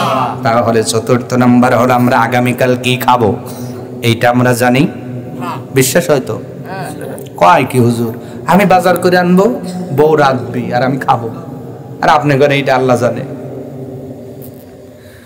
আপনাদের কি হিসাব মেলে? একটু উদাহরণ দিচ্ছি, প্রতিদিন নাও হতে পারে, কিছু কিছু দিন দেখেন 7 করে বাজার করছেন, ইলিশ মাছ খাবেন। কি খাবেন? ইলিশ মাছ।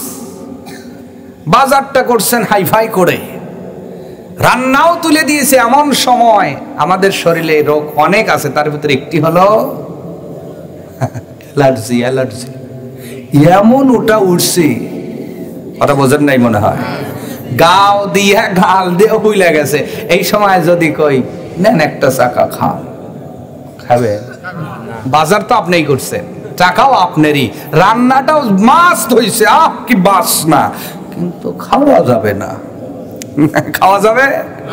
বললাম নাকি? তার মানে আগামীকাল আপনি কি খাবেন এটা আমিও জানি না, আপনিও জানেন না, কেউ জানে না। যেটা যিনি জানেন তিনি কে? আল্লাহ। আবার অনেকদিন বাজার করেন নাই, বাড়িওয়ালারে বলছেন আজকে বাড়িতে যা আছে তাই রান্না করো, কয় ফিরে যাও কিছু নাই, তাহলে ডাটা তুলে রান্না করো। শুধু ডাটা রান্না করেছেন। এবার চিন্তা করলেন যেহেতু বাজার করি নাই, ডাটা দিয়ে খাতে হবে। হঠাৎ করে খাওয়া নাই বলা নাই, শ্বশুর বাড়ির থেকে ভাজা ভাজা গোস্ত এসে হাজির। কথা কয় না। যদি বলেন এই দেখেন, বলে হঠাৎ করে বাবু আয়োজন, চিন্তা করলাম তুমি জামাই মানুষ, না দিয়ে খাইলে কেমন হয়? তাহলে খাবো, ডাটা খাইতেছি কি? কথা কয় না। এরকম হয়েছে কি হয় নাই? হয়েছে কি হয় নাই? তাহলে আমি কি খাবো এটা বাজার করেও খেতে পারবো না, আবার অনেক সময় বাজার না করেও খাওয়া যায় যদি আমার আল্লাহ চায়। সুবহানাল্লাহ। এই জন্য রিজিকের মালিক একজন, তিনি কে? 5 নাম্বার বলে আলোচনা শেষ হয়ে যাবে। কষ্ট হচ্ছে আপনাদের? আল্লাহ রাব্বুল আলামিন বলছেন, পৃথিবীর মানুষ শোনো, আমা তাদরি নাফসুম বিআইয়ি আরদিন তামুত। তুমি কোন জায়গায় মারা যাবা, জমিনের কোন জায়গায়, এইটা তুমিও জানো না, তোমার মাও জানে না, তোমার বাবাও জানে না, একজন জানে। জোরে বলেন, তিনি কে? ফাইজা جاء أجلهم لا يستأخرون ساعة ولا يستقدمون।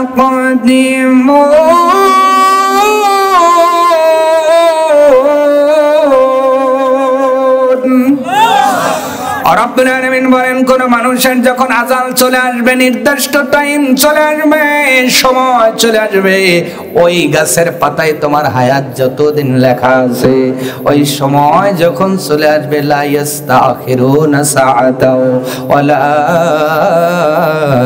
ইস্তাকদিমুন। 1 সেকেন্ড এদিক যাবে না, 1 সেকেন্ড ওদিক যাবে না, নির্দিষ্ট সময়ে নির্দিষ্ট জায়গায় তোমার জানটা কবজ করা হবে। সম্মানিত হাজিরিন, পূর্বের নবীদের সাথে আজরাইল মাঝে মাঝে দেখা দিতেন। সুবহানাল্লাহ। এমনই ধারাবাহিকতায় একজন পয়গম্বর, নাম হলো নবী সুলাইমান আলাইহিস সালাম, যিনি বাতাসের উপরে তক্তা ভাসাইতেন। আল্লাহ পাক এই ক্ষমতা তাকে দিয়েছিলেন। রব্বুল আলামিন মাখলুকের ভাষা বোঝার ক্ষমতাও তাকে দিয়েছিলেন। একদিন আজরাইল আমিন আসলেন, আসার পরে সাইয়েদনা সুলাইমান নবীর কাছে দেখলেন একজন যুবক বসে আছে। সুন্দর দেখতে যুবক বসে আছে। আজরাইল নবীর সাথে দেখা করতে আইসা, সুলাইমান নবীর কাছে দেখা করতে আইসা, যুবকের দিকে একটু বড় বড় করে তাকাইছে। আজরাইল যদি বড় করে করে তাকায়, কি কন? ভয় কি কম লাগছে না বেশি লাগছে? কথা কয় না। নবী বর্ণনা করেছেন আজরাইলের যে চেহারা, যদি তার মাথার উপরে পৃথিবীর সব পানি ঢেলে দেওয়া যায়, 1 ফোঁটা পানিও নিচে পড়বে না। এত বড় মাথা, মাথাটা তাহলে কত ছোট না, বড় কথা কয় না। আপনার এই পুকুরের পানি না, নবী বলছেন পৃথিবীর সব পানি, সাগর মহাসাগর উপসাগর নদী নালা খাল বিল ডোবা যত পানি সব যদি আজরাইলের মাথায় ঢালা যায় এক ফোঁটা পানি নিচের দিকে পড়বে না। তাহলে মাথাটা খুবই ছোট নাকি? তাহলে মাথা যদি অত বড় হয়, ওই মাথা বহন করার জন্য দেহ কত বড়, বিশাল।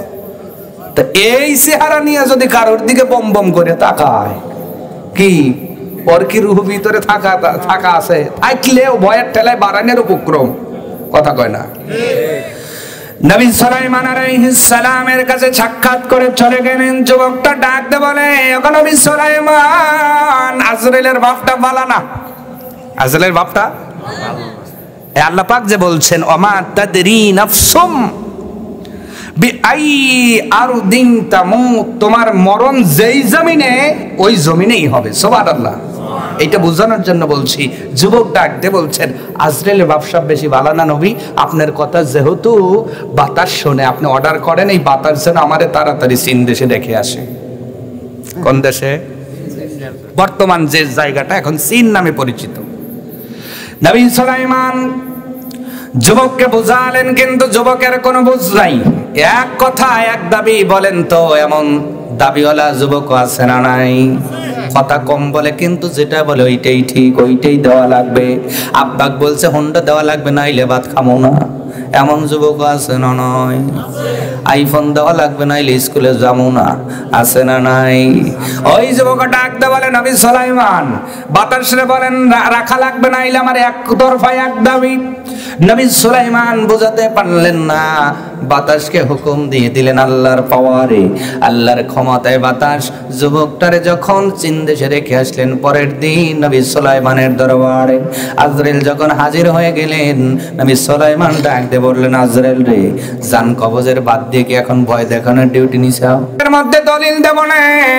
ও বান্দাবান্দি, এই যে লোকমান চলে গিয়েছেন, এই যে বাবাজি চলে গিয়েছেন, এই বাড়িতেই বসবাস করেছেন, অনেকের সাথেই থেকেছেন, অনেকের সাথেই চা খেয়েছেন, অনেকের সাথেই কথা বলেছেন।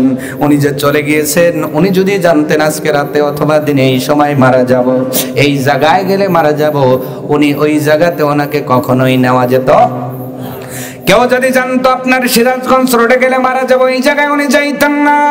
কেউ যদি জানতো ওই জায়গায় গেলে কারেন্টে ধরার কারণে মারা যাব, ওখানে উনি যাইতেন না। কেউ যদি জানতো নৌকায় ডুবে মারা যাব, ওই নৌকায় থেকে জোর করেও তোলা যেত না। কিন্তু আল্লাহ পাক বলে, এই জ্ঞান তো তোমাদের কাছে নাই, এই জ্ঞানটা একজনের কাছে। জবান নাড়িয়ে বলেন তিনি কে? নবীজির মতো মানুষ বিদায় হয়ে গিয়েছেন। ও পৃথিবীর মানুষ, ভালো করে বোঝো, মরণ থেকে কেউ বাঁচতে পারে নাই, আমি আপনিও বাঁচতে পারবো না। সম্মানিত হাজিরিন, একটু লক্ষ্য করেন, আল্লাহর নবীর সাহাবী হযরতে সাহাল বিন সাঈদ বর্ণনা করেন, উনি বলেন, যা জিবরাইল আলাইহিস সালাম ইলা নবী সাল্লাল্লাহু আলাইহি ওয়াসাল্লাম। এবার আল্লাহ নবীর সাহাবী সাহাল ইবনে সাঈদ বলেন, আল্লাহর নবীর কাছে জিবরাইল আলাইহিস সালাম আসলেন। আসার পরে ফাকাল, অতঃপর উনি বললেন, ইয়া মুহাম্মদ সাল্লাল্লাহু ইসমাশিতা। জিবরাইল বলছেন, নবী গো, আপনার যতদিন খুশি দুনিয়াতে থাকেন, আরামায়েশ করেন, কিন্তু মনে রেখেন, ফা ইন্নাকা মাইয়িত, একদিন আপনাকে মৃত্যুবরণ করতে হবে। এটা বলছে কে? জিবরাইল আলাইহিস সালাম। ওগো নবী, বেঁচে থাকেন, আরাম আয়েশ করেন, যা খুশি করেন,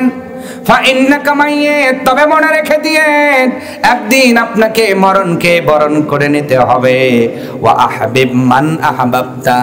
এবার জিবরাইল বলেন, যাকে খুশি বন্ধু বানান গো নবীজি, যত খুশি বন্ধু বানান, আপনজন বানান, আত্মীয় বানান, ফা ইন্নাকা মাফারিকহু। তবে মনে রেখে দিয়েন, একদিন এই বন্ধুত্ব নষ্ট হয়ে যাবে, বন্ধুত্বর সম্পর্ক ছিন্ন হয়ে যাবে। ও যুবক ভাইরা, নবীর কাছে কাছে জিবরাইল হাদিস বর্ণনা করলেন, যত খুশি বন্ধু বানান ওগো নবীজি, তবে এমন একদিন আসবে মাফারিকহু, এই বন্ধুত্ব নষ্ট হয়ে যাবে, সম্পর্ক ছেদ হয়ে যাবে, এই বন্ধুগুলোই আপনার জন্য কবর তুলবে, এই বন্ধুদের মধ্যেই তোমার জন্য কেউ বাস কাটবে, কেউ বা কাফন কেনার জন্য চলে যাবে, কেউ বা মাইকে ঘোষণা দেওয়ার জন্য চলে যাবে, কেউ বা ঈদগাহে চলে যাবে জানাজা নামাজের কাতার সোজা করার জন্য, কেউ বা লবণ বাটি কাঠি জ্বালাইবে, কেউ আতর গোলাপ ছিটাইবে, আবার এই বন্ধুগুলাই তোমার কবরের উপরে কোদাল দিয়ে দিয়ে টনকে টন মাটি চাপায়া দেবে। ঠিক কিনা বলেন? আসতে বলবেন না, জোরে বলেন ঠিক কিনা? এই জন্য আমাদের মরণ আমাদের সামনে আছে না নাই? কখন কোন দিন মরণ হবে, কোন জমিনে হবে? পৃথিবীর জমিনে একজন মানুষকে যদি মরণ থেকে রেহাই দেওয়া যাইতো, উনি হইতেন আমার আপনার নবী সাইয়্যিদুল মুরসালিন, খাতামান নবীন, আউয়ালিনুল আখিরিন, নবী মুহাম্মদুর রাসূলুল্লাহ সাল্লাল্লাহু আলাইহি ওয়াসাল্লাম। উনিও চলে গিয়েছেন, বাদ বাকি সবাই চলে গিয়েছেন। মনে রাখবেন, সন্তানের কান্নার কারণে যদি মা বাবার মৃত্যুটা বন্ধ করে দেওয়া যেত, নবীর কারণে বুঝি নবীর মার মরণটা রদ্দ করা যাইত। নবীর আম্মাজান আমেনা যেই দিন চলে গেলেন, নবীর বয়স মাত্র 6 থেকে 7 বছর, নবীর বয়স মাত্র 6 থেকে 7 বছর। নবীর সামনে তার মা আমিনার রূহ আজরাইল কবজ করেছিল। আজরাইল আপনার মনটা ওই দিন নরম হয়ে গিয়েছিল, নরম হলেও আমিনার রূহটা আজরাইল রেখে যায় নাই, আমার নবীর কান্না আজরাইলকে গলাতে পারে নাই।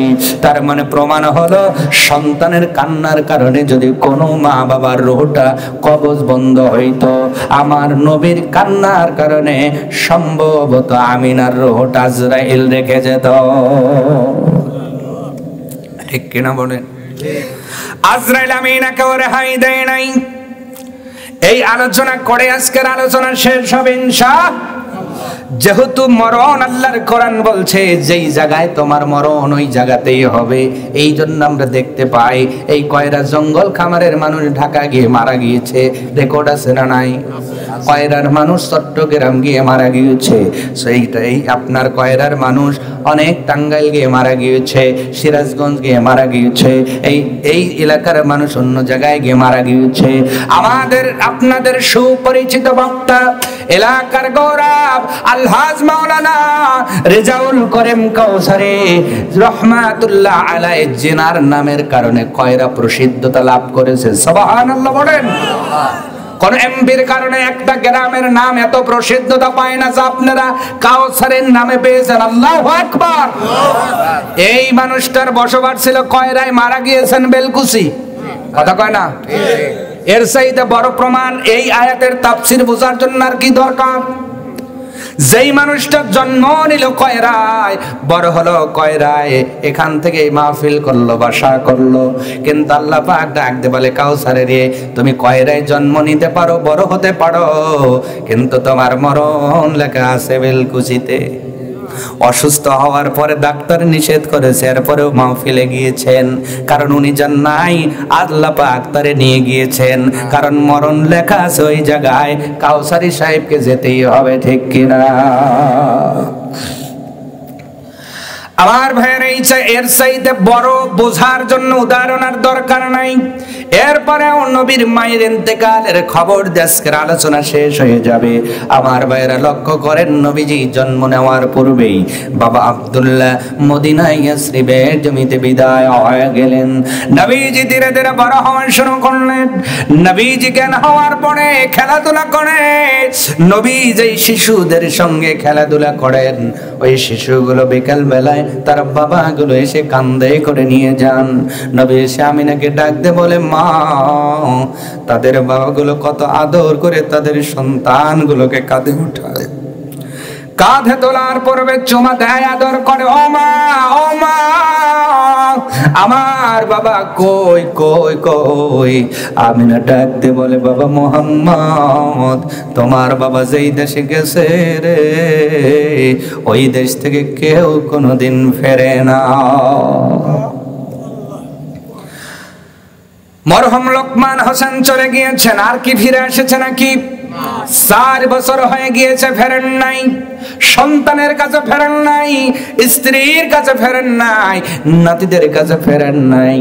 আমিনা ডাকতে বলে, বাবা মোহাম্মদ, বাবার জন্য কান্না করে লাভ নাই। তোমার বাবা এমন দেশে গেছে যেই দেশ থেকে কোনোদিন কেউ ফেরে না। আবার ভাইরা, এরপরেও নবীজি বাবাকে দেখবেন, মায়ের কাছে বায়না ধরে। কোন মা আছে সন্তানের বায়না কয়বার সহ্য করবে? এরপরে নবী বলে কথা, নবীর চেহারার দিকে তাকাইলে আমিনা বলেন 3 দিনের ক্ষুধা পর্যন্ত নিবারণ হয়ে যেত। যেই শিশুটারে দেখলে সবাই কোলে উঠায় নিতেন। এত সুন্দর চেহারা আল্লাহ পাক তার বন্ধুরে দান করেছেন। এমন শিশু এসে মাসুম অবস্থায় ঠোঁট নাড়িয়ে নাড়িয়ে যদি মায়ের কাছে বারে বারে বলে, মা মা, বাবা কোথায়, কয়দিন সওয়া যায়। একদিন যখন নবীর বয়স 6 থেকে 7 বছরের মধ্যে, নবীজি উম্মে আইমানকে ডাক দিলেন, ওনার দাসী ডাকতে বললেন, উম্মে আইমান রে, উঠ, রেডি করো, আমার সন্তানকে তার বাবার কবর জিয়ারতে নিয়ে যাব। এদিকে আমিনা নবীকে নিয়ে যাবেন, ওদিকে উপরে খবর হয়ে গেছে, আজরাইল রেডি হয়ে যাও। এই আশায় আমিনার শেষ আশা হবে। মদিনা মক্কায় আমিনার মরণ লেখা নাই। ওমা তাদরি নাফসুম বিআইয়ি আরদিন তামুত।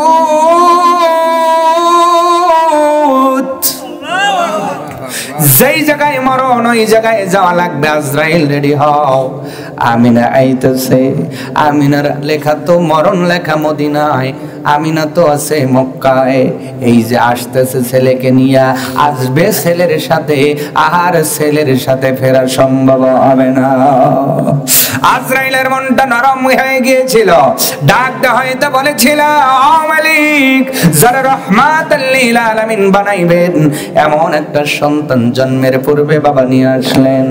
সন্তানটা মায়ের চেহারার দিকে তাকায় বাবার কথা ভুলে যায়, মায়ের কোলের মধ্যে ঘুমায়। এখন যদি তার মাকেও নিয়ে আসেন, আপনার বন্ধু কার কাছে থাকবে? আল্লাহ ডাকতে বলে, জিবরাইল, ও আজরাইল, তুমি শোনো, আমার বন্ধুর মহাব্বত আমার চেয়ে তোমার কাছে বেশি নয়। জন্মের পরে বাবারে আনলাম, এখন মারে আনবো, কয়েকদিন পরে দাদারেও নিয়ে আসবো, তার চাচারেও নিয়ে আসবো, সবাইকে নিয়ে আসবো আজরাইল। তবে এইটা মনে করো না আমার বন্ধু গার্জিয়ান হারা হয়ে যাবে, না না না, সবাইকে নিয়ে এসে আমি আল্লাহ আমার বন্ধুর কাছে অভিভাবক হয়ে থাকবো। মা আমিনা রেডি হয়ে যাচ্ছেন, রেডি হয়ে গেছেন। উম্মে আইমান আমিনার দাসী, ওনারেও রেডি করালেন। শিশু নবী মুহাম্মদুর রাসূলুল্লাহ সাল্লাল্লাহু আলাইহি ওয়াসাল্লামকে রেডি করানো হলো। উটের মধ্যে 3 জন সওয়ারি, একজন মা আমিনা, আর একজন আমিনার কলিজার টুকরা, আমিনার লাল, আমার আপনার নবী সাইয়্যিদুল মুরসালিন, খাতামান নবিয়িন, আউয়ালিন আল আখিরিন, যিনি আগামী দিনের রিসালাত প্রাপ্ত হবেন, নবী হবেন, এমন একজন সন্তান শিশু নবী মুহাম্মদুর রাসূলুল্লাহ সাল্লাল্লাহু আলাইহি ওয়াসাল্লাম মাঝখানে, তার পেছনে আমিনার দাসী নাম হলো উম্মে আইমান। এই 3 জন একটা উটের পিঠে সওয়ার হইয়া, যাকে বলা হলো মরুভূমির জাহাজ, এরে নিয়ে রওনা করলেন মক্কা থেকে সদর মদিনা ইয়াসরিবের দিকে। ও জঙ্গল খামারের মুসলমান যারা হজ করতে গিয়েছেন, দেখবেন মক্কা থেকে মদিনার দূরত্ব হলো 400 মাইল, মতান্তরে 600 কিলোমিটার। কিন্তু নবীজির আব্বাজান যেই জায়গায় ঘুমিয়েছেন ওই জায়গাটার নাম হলো আরাফ। এখনো কিছু খেজুরের বাগান, কিছু বাবলা গাছ আছে। জায়গাটা মদিনার থেকে 70 মাইল মতান্তরে, 100 কিলোমিটার পূর্বেই পাওয়া যায়। তার মানে সুদূর মক্কা থেকে রওনা করলে 500 কিলোমিটার পথ পাড়ি দিতে হবে। ওই জায়গায় ওনাদের R15 ছিল না, হানিফ গাড়ি ছিল না, কোনো গাড়ি ছিল না। ওই সময় মরুভূমির জাহাজ একমাত্র উট ছিল। উটের মধ্যে সওয়ার হয়ে কয়েকদিন লেগেছিল তাদের ওই জায়গায় যাওয়ার জন্য। সম্মানিত হাজিরিন, মা আমিনা প্রথমেই কবর জিয়ারতে গেলেন না, যেহেতু দীর্ঘ পথ জার্নি করার কারণে শরীরের মধ্যে তাদের পরিশ্রান্ত এসেছে, ঘরমান্ত হয়ে গিয়েছেন। আমিনা ডাক দিয়ে বললেন, উম্মে আইমান রে, এখনই আমার সন্তানকে তার বাবার কবরের কাছে নিয়ে যাব না, আগে বাবার বাড়িতে যাই। আইয়াসরিবে, আমার বাবার বাড়ি, আমার ছেলেটার নানার বাড়ি, ওই জায়গায় নিয়ে গিয়ে 2-1 দিন রেস্ট করে বিশ্রাম নিয়ে এরপরে তার বাবার কবর জিয়ারত করায়া আবার মক্কার দিকে ফিরে যাব। সুবহানাল্লাহ। আল্লাহ কয়, হ আমিনা যাও, কারণ তোমার মরণের টাইম তো এখনো আসে নাই, এখনো এই জন্য আল্লাহ কয় যাও। মনে রাখবেন, খুব ভালো করে ভাবেন, মরণ যেই জায়গায় যখন জানেন কি, ঘুরে ঘুরে ওই সময় আসতে হবে, যে কোনো সময় আপনার রূহটা কবজ করা হবে না। আমার ভাইয়েরা, সম্মানিত হাজিরিন, খুব লক্ষ্য করবেন, আমিনা চলে গেলেন সন্তান নিয়ে, দাসী নিয়ে। ইয়াসরিব যেইটা বর্তমানে মদিনা শহর, নবীজির নানার বাড়ি, ওয়াহাব জোহরের বাড়ি, যাওয়ার পরে ওখানে 2-1 দিন রেস্ট করবেন, থাকবেন বলে উম্মে আইমান ডাক দিয়ে বলেন, পৃথিবীর মানুষ, ওই সময় পৃথিবীর শ্রেষ্ঠ সন্তান মুহাম্মাদুর রাসূলুল্লাহ সাল্লাল্লাহু আলাইহি ওয়াসাল্লাম আমার কোলে বড় হয়। আমি তার নিয়ে মদিনার বাজারে ঘুরে আসি, আমি তার হাত ধরে ধরে ঘোরাই। শিশুদের মধ্যে একটা সন্তান যে এত ভদ্র হতে পারে, আমি উম্মে আইমান কখনো চিন্তা করি নাই। কারণ আমি উম্মে আইমান মক্কার অনেক সন্তানকে দেখার সুযোগ হয়েছে, হাজার লাখ সন্তানের মধ্যে একটা ছোট্ট সন্তান এত ভদ্র হতে পারে, আমি উম্মে আইমান শিশু নবীর শৈশবকাল না দেখলে বুঝতে পারতাম না। উম্মে আইমান বলছেন, কোনদিন শিশু নবী মুহাম্মদ সাল্লাল্লাহু অন্যায় কিছু আবদার আমার কাছে করে নাই। আমাদের ছোট ছোট ছেলে মেয়ে বাজারে গেলে জেদ ধরে না, কথা বলে না, ধরে তো, কিন্তু আমার নবী এরকম কোন কষ্টদায়ক আবদার উম্মে আইমানের কাছে করেন নাই। সুবহানাল্লাহ। কখনো কোলে নিয়ে উনি কষ্ট পাবেন এত টাইম পর্যন্ত উনি কোলে থাকেন নাই। সুবহানাল্লাহ। আঘাত দিয়ে ওনাকে কথা বলেন নাই, রাগ করেন নাই। সুবহানাল্লাহ। এই জন্য পৃথিবীর কোন শিশু যদি শ্রেষ্ঠ শিশু হতে চায়, নবীর শিশুকাল অনুসরণ করলে শিশুটা পৃথিবীর শ্রেষ্ঠ শিশু হয়ে যাবে। কোন কিশোর, আজকে তো আমাদের দেশে কিশোর গ্যাং বেড়ে গেছে, ঠিক না? কিশোর গ্যাং বলতে কি বোঝেন? অন্যায় অপরাধ নাই, কিন্তু দেখবেন এই কিশোর বয়সে ফোনের দৌলতে এক জায়গায় টিম নিয়ে কথা বলে না, আসলে নাই। এদের টার্গেট হলো কোপাই না, রাত ভরা কোপাইবো আর দিন ভরা গম পারবো। ভুল বুঝলাম? ভুল বললাম? এই কিশোর ভাইরা, তোমরা যদি শ্রেষ্ঠ কিশোর, এই কয়রার মধ্যে তুমি যদি চাও তোমার নামটা সবচেয়ে মানুষ ভালো জানুক, তোমাকে মানুষ ভালো জানুক, তোমার নামেই জয়গান হোক, মনে রাখবা তোমার এই টাইম কয় বছর হতে পারে? 15 বছর, হতে পারে 16 বছর। নবীর জীবনী খোলো, নবী 16 বছর বয়সে কি করতেন, তুমি এই কাজগুলো করতে পারলে তুমি এই দেশের শ্রেষ্ঠ কিশোর হয়ে যাবে। আরো জোরে বলেন। নবী যুবক বয়সে কি করতেন? একটা যুবক যদি নবীর যুবক বয়স অনুসরণ করে, ওই যুবকটা শ্রেষ্ঠ যুবক হয়ে যাবে। একটা স্বামী হওয়ার পরে কি করা দরকার? একটা স্বামী যদি নবীর স্বামীর সেই নিয়মগুলো পারে, ও শ্রেষ্ঠ স্বামী হয়ে যাবে। সুবহানাল্লাহ বলবেন না? একটা বাবা হওয়ার পরে কি করণীয়? একটা বাবা যদি নবীর বাবার জীবন কেমন, এইটা যদি লেখাপড়া করে ফলো করে, উনি শ্রেষ্ঠ বাবা হয়ে যাবে। নানা হওয়ার পরে কি করা দরকার? নবীর ওই নানার জীবনটুকু কেউ যদি অধ্যয়ন করে, শ্রেষ্ঠ নানা হয়ে যাবে। রাষ্ট্রনায়ক হওয়ার পরে কি করা দরকার? যদি কেউ নেতা হওয়ার পরে, রাষ্ট্রনায়ক হওয়ার পরে নবীর মদিনার সেই জীবনটা ফলো করে, উনি শ্রেষ্ঠ রাষ্ট্রনায়ক হয়ে যাবে। নবী শুধু এজ এ নবী নন, as a father, as a husband, এই সব কিছু আমার নবী হাতে কলমে শিক্ষা দিয়েছেন। সুবহানাল্লাহ। তাহলে শিশুকাল থেকে, জন্ম থেকে মরণ পর্যন্ত লাইফের, জীবনের প্রত্যেকটা সেকেন্ড অনুকরণীয় যেই মানুষটা, উনি হলো মুহাম্মাদুর রাসূলুল্লাহ সাল্লাল্লাহু আলাইহি ওয়াসাল্লাম। আল্লাহু আকবার।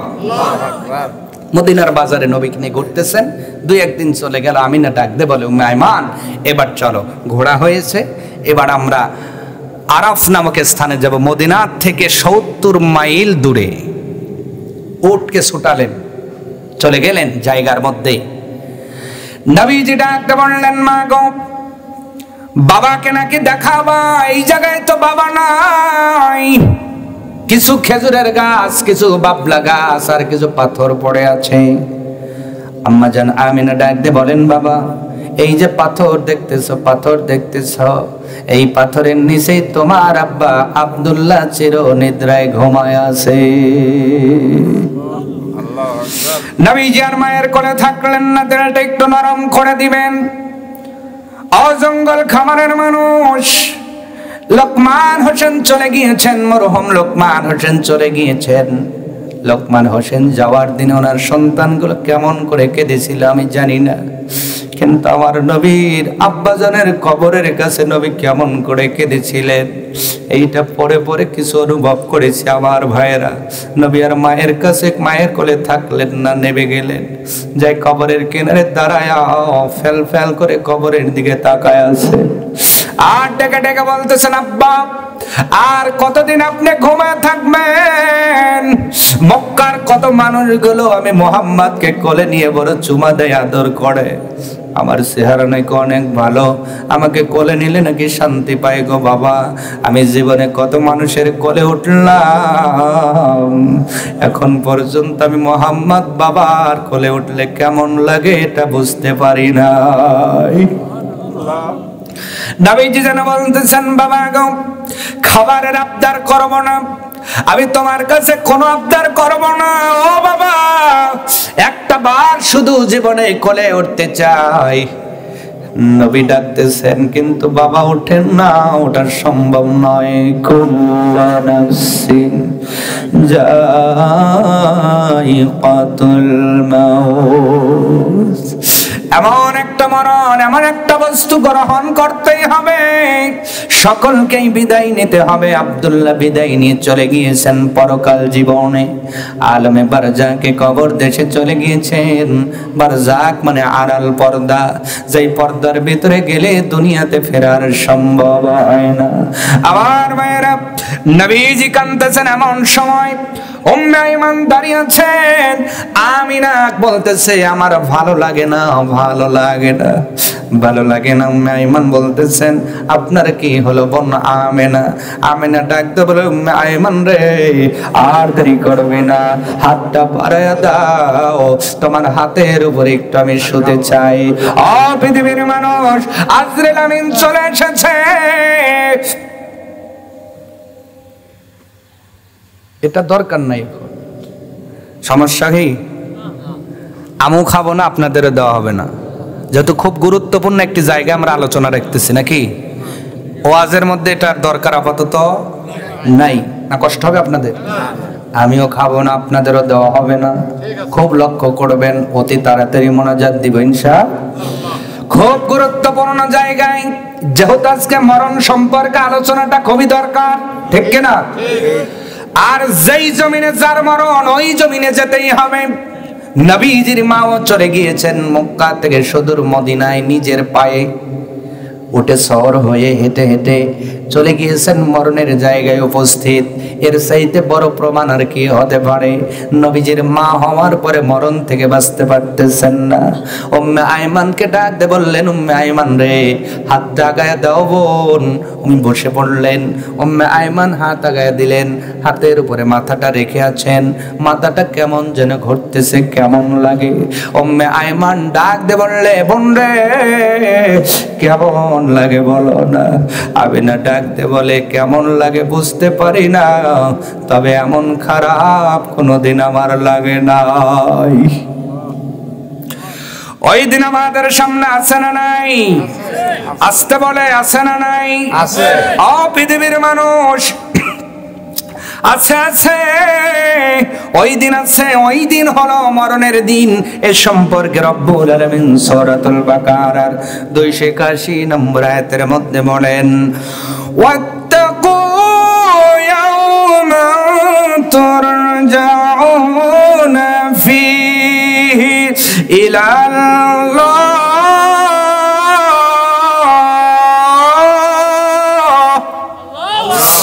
রব্বুল আলামিন বলছেন ওই দিনকে ভয় করো যেই দিন তোমাকে তোমার রবের দিকে ফিরে যেতে হবে।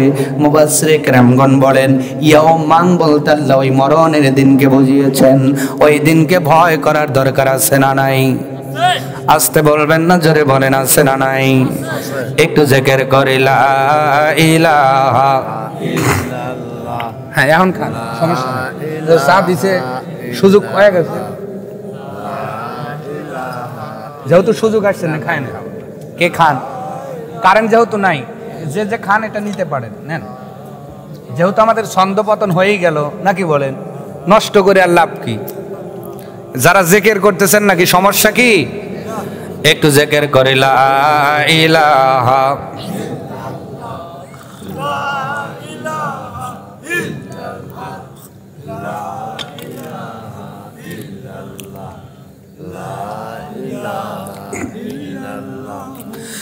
লা ইলাহা ইল্লাল্লাহু মুহাম্মাদুর রাসূলুল্লাহ সাল্লাল্লাহু আলাইহি ওয়াসাল্লাম। কারেন্ট না আসলে তো আর কথা বলা সম্ভব নয়, তাই কি? আসলেই সম্ভব নয়, কারণ ব্যাটারিও পারতেছে না, বোঝা যাচ্ছে। আপনাদের কথা শুনতেও সমস্যা হবে, বলাও সমস্যা হবে। তো যতটুকু বললাম আল্লাহ আমাদেরকে আমল করার তৌফিক দান করুন, বলেন আমিন। কারণ কারেন্ট কখন আসবে এটা কারো জানা নাই, ঠিক কিনা? হ্যাঁ, এটা জানে, মানুষ জানে, কারণ যার হাতে এই চাবিকাঠি আছে উনি জানে যে কখন দিবে। তা আমরা আপাতত জানি না। আবার ওইটা যেন আবার এর মধ্যে দেন না যে হুজুর আপনি বলেন 5টা জ্ঞান নাই, তাহলে কারেন্ট আসার খবরও তো আমার কাছে নাই, তাহলে এইটা দেবার 6টা হইল। এইভাবে হিসাব করা যাবে না। আর যদি কয় ভাই গান, কইলো ভাই আমাকে দাওয়াত দিবেন না, ছায়াই নিবি, কথা কয় না। তো যাই হোক, মাইকলারাও যদি ওয়াজ শুনে ভালো হইতো, মাইকলারা তো লিওয়ার কথা, তাই না? তো আপনারা যতটুকু কষ্ট করে বসেছিলেন, আসলে আলোচনার ফিনিশিংটা দেওয়া দরকার ছিল, সঙ্গত কারণে দিতে পারলাম না। আপনাদের কাছে আমি করজোরে ক্ষমা প্রার্থী হচ্ছি বাড়িওয়ালার পক্ষ থেকেও, কারণ এটা তো আমাদের হাতেও নাই, নাকি বলেন? হঠাৎ করে কারেন্ট চলে গিয়েছে।